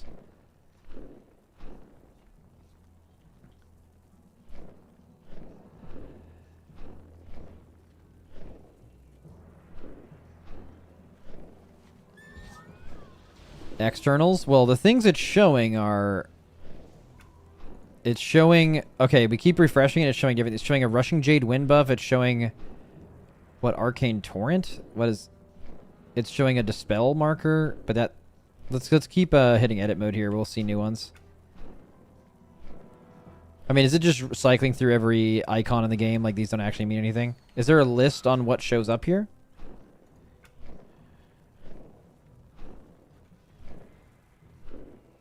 Stuff like bark. Yeah, okay, I know what externals are. But, like, Blizzard could also think an external is, like, a heal. Like, Renew, which I think is gone from the game now. It's a bad example. But, like, Renewing Mist or whatever, right? You could... Depends on how far you want to go, but you could look at a lot of things as, like, buffs you'd want to track from other people that are separate from the buffs up here, right?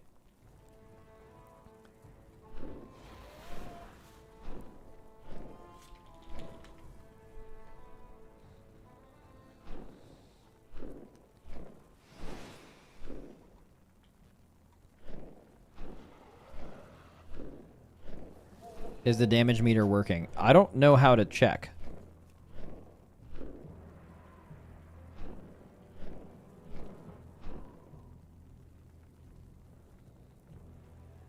Edit mode has damage meter.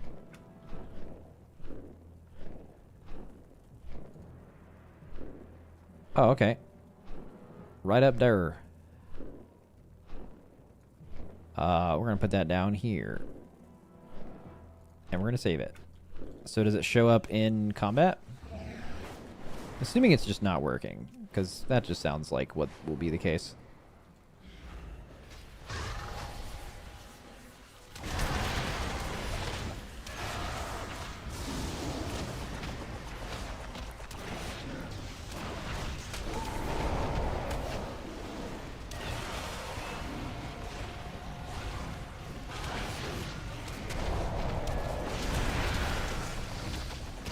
That Fist of Fury was instant. Holy shit.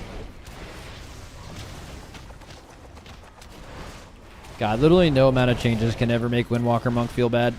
It's just too good.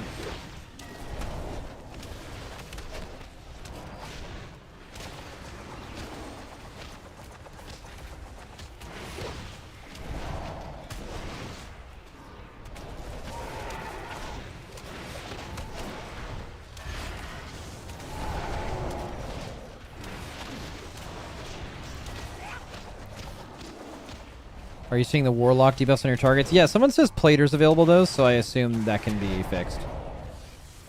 Alright, let's see this. So, Curse Forge.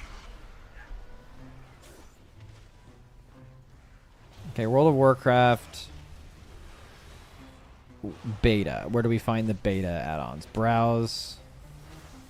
I've never used this website. I usually use WowUp and I don't have it on right now. I got a new computer. The new thing is Platinator. Nameplate add-on made for retail and classic, even works in Midnight. All right, I'll probably just download this.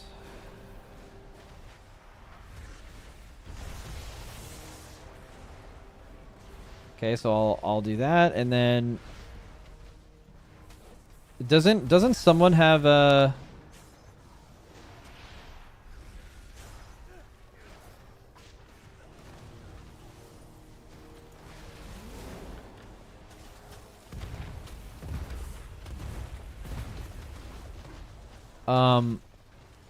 does anyone have like the reskinned cooldown manager? Does that work? Like, I saw Luxthos tweeting about that like a month ago.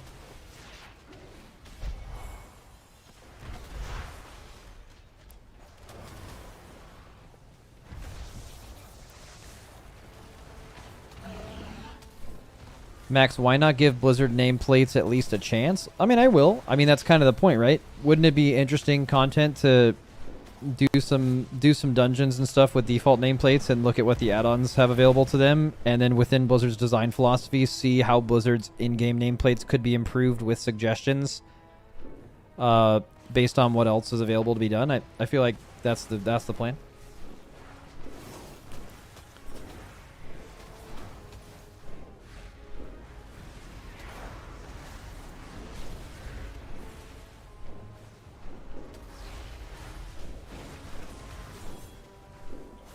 All right, let's let me put this thing in. Wait, where do we think it is? So downloads, unzip.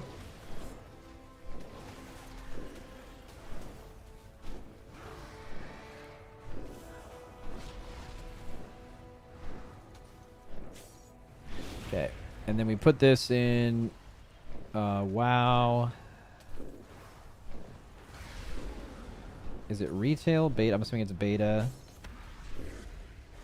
Yeah. Okay, reloading.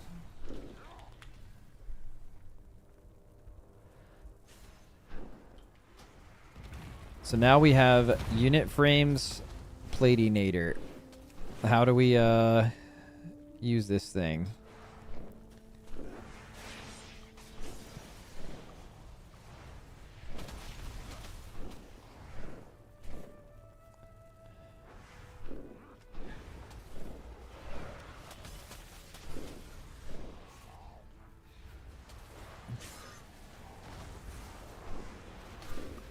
Wait, does legit Plater work? Dorky said just get Plater. Wait, so just Plater just straight up works. Well, obviously not the current version of Plater, but... Oh, okay, I'll just get Plater.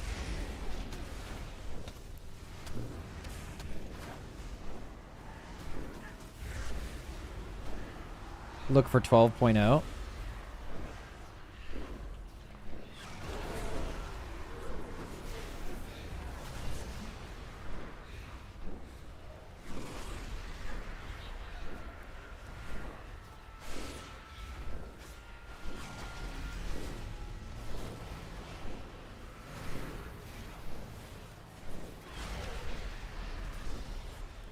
Alright, what is this?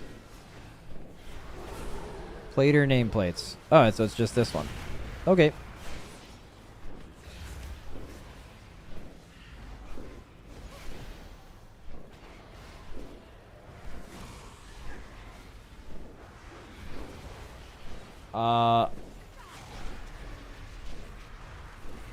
There is not a... You can change the game version. Okay, so this. So you... Filter by 12.0. So I'm assuming it's this one? Yeah, I'm gonna go with that one.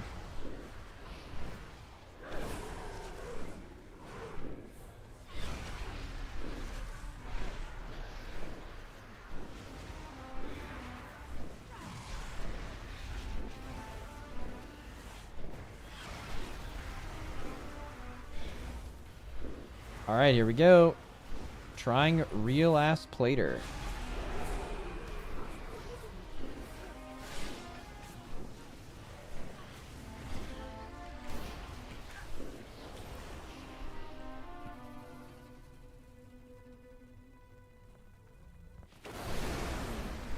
Okay, Plater is having LUA errors at least.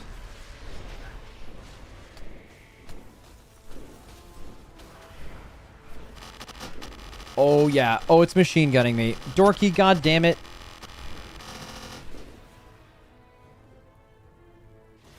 Dorky, you got me machine gunned.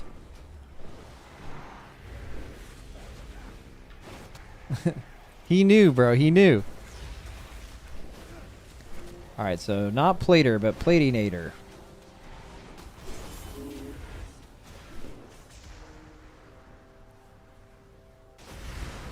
Bro, get Platinator, it's the best. I mean, if someone just remakes Plater, that'll definitely be the best. Okay, so this is Platinator. Is it, so what, you can just change your Oh, it's showing Chi on the nameplates? Well, I don't want that. So okay, I'll have to configure it a little bit.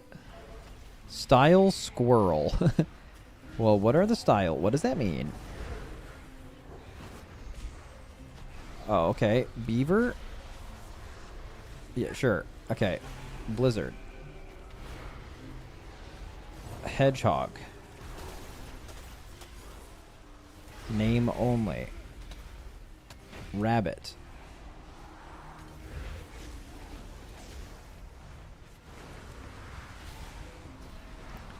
Behavior. Well, how do you make it never show your chi? I don't want to see my fucking chi. Oh, you can move it around.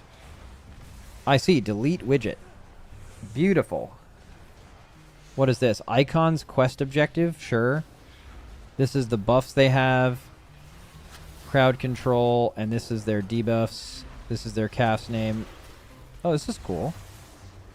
What are the widgets available? And can you change nameplate colors? Yay or nay?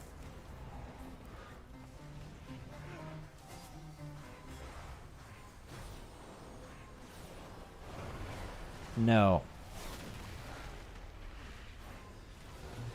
Yeah, you can.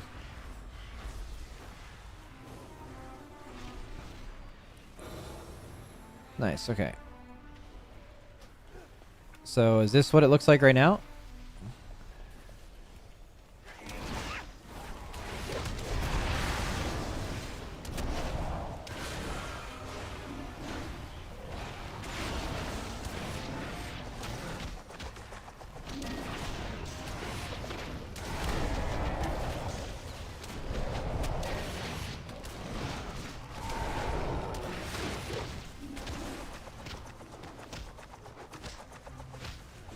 Okay.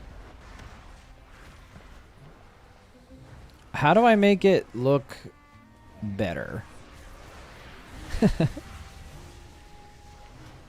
How about that? How do I do that?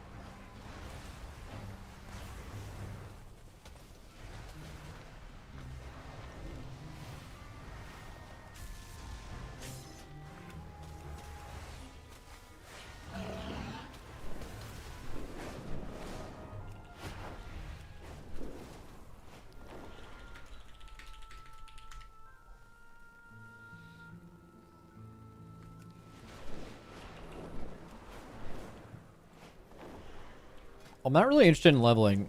I'm kind of only interested in playing level 90 characters. I can't really do that yet. Holy fuck, I'm zooming.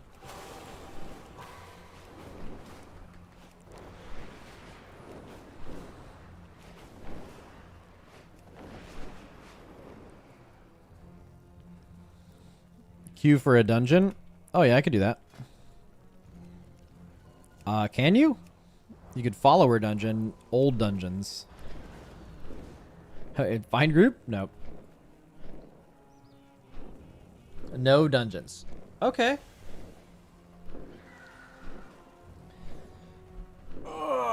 Maybe we just leave this for another day then.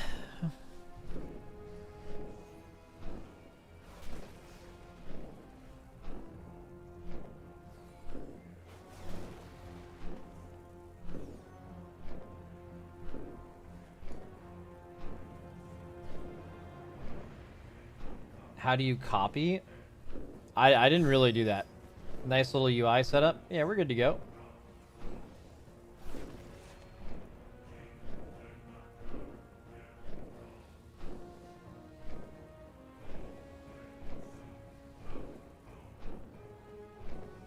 Alright.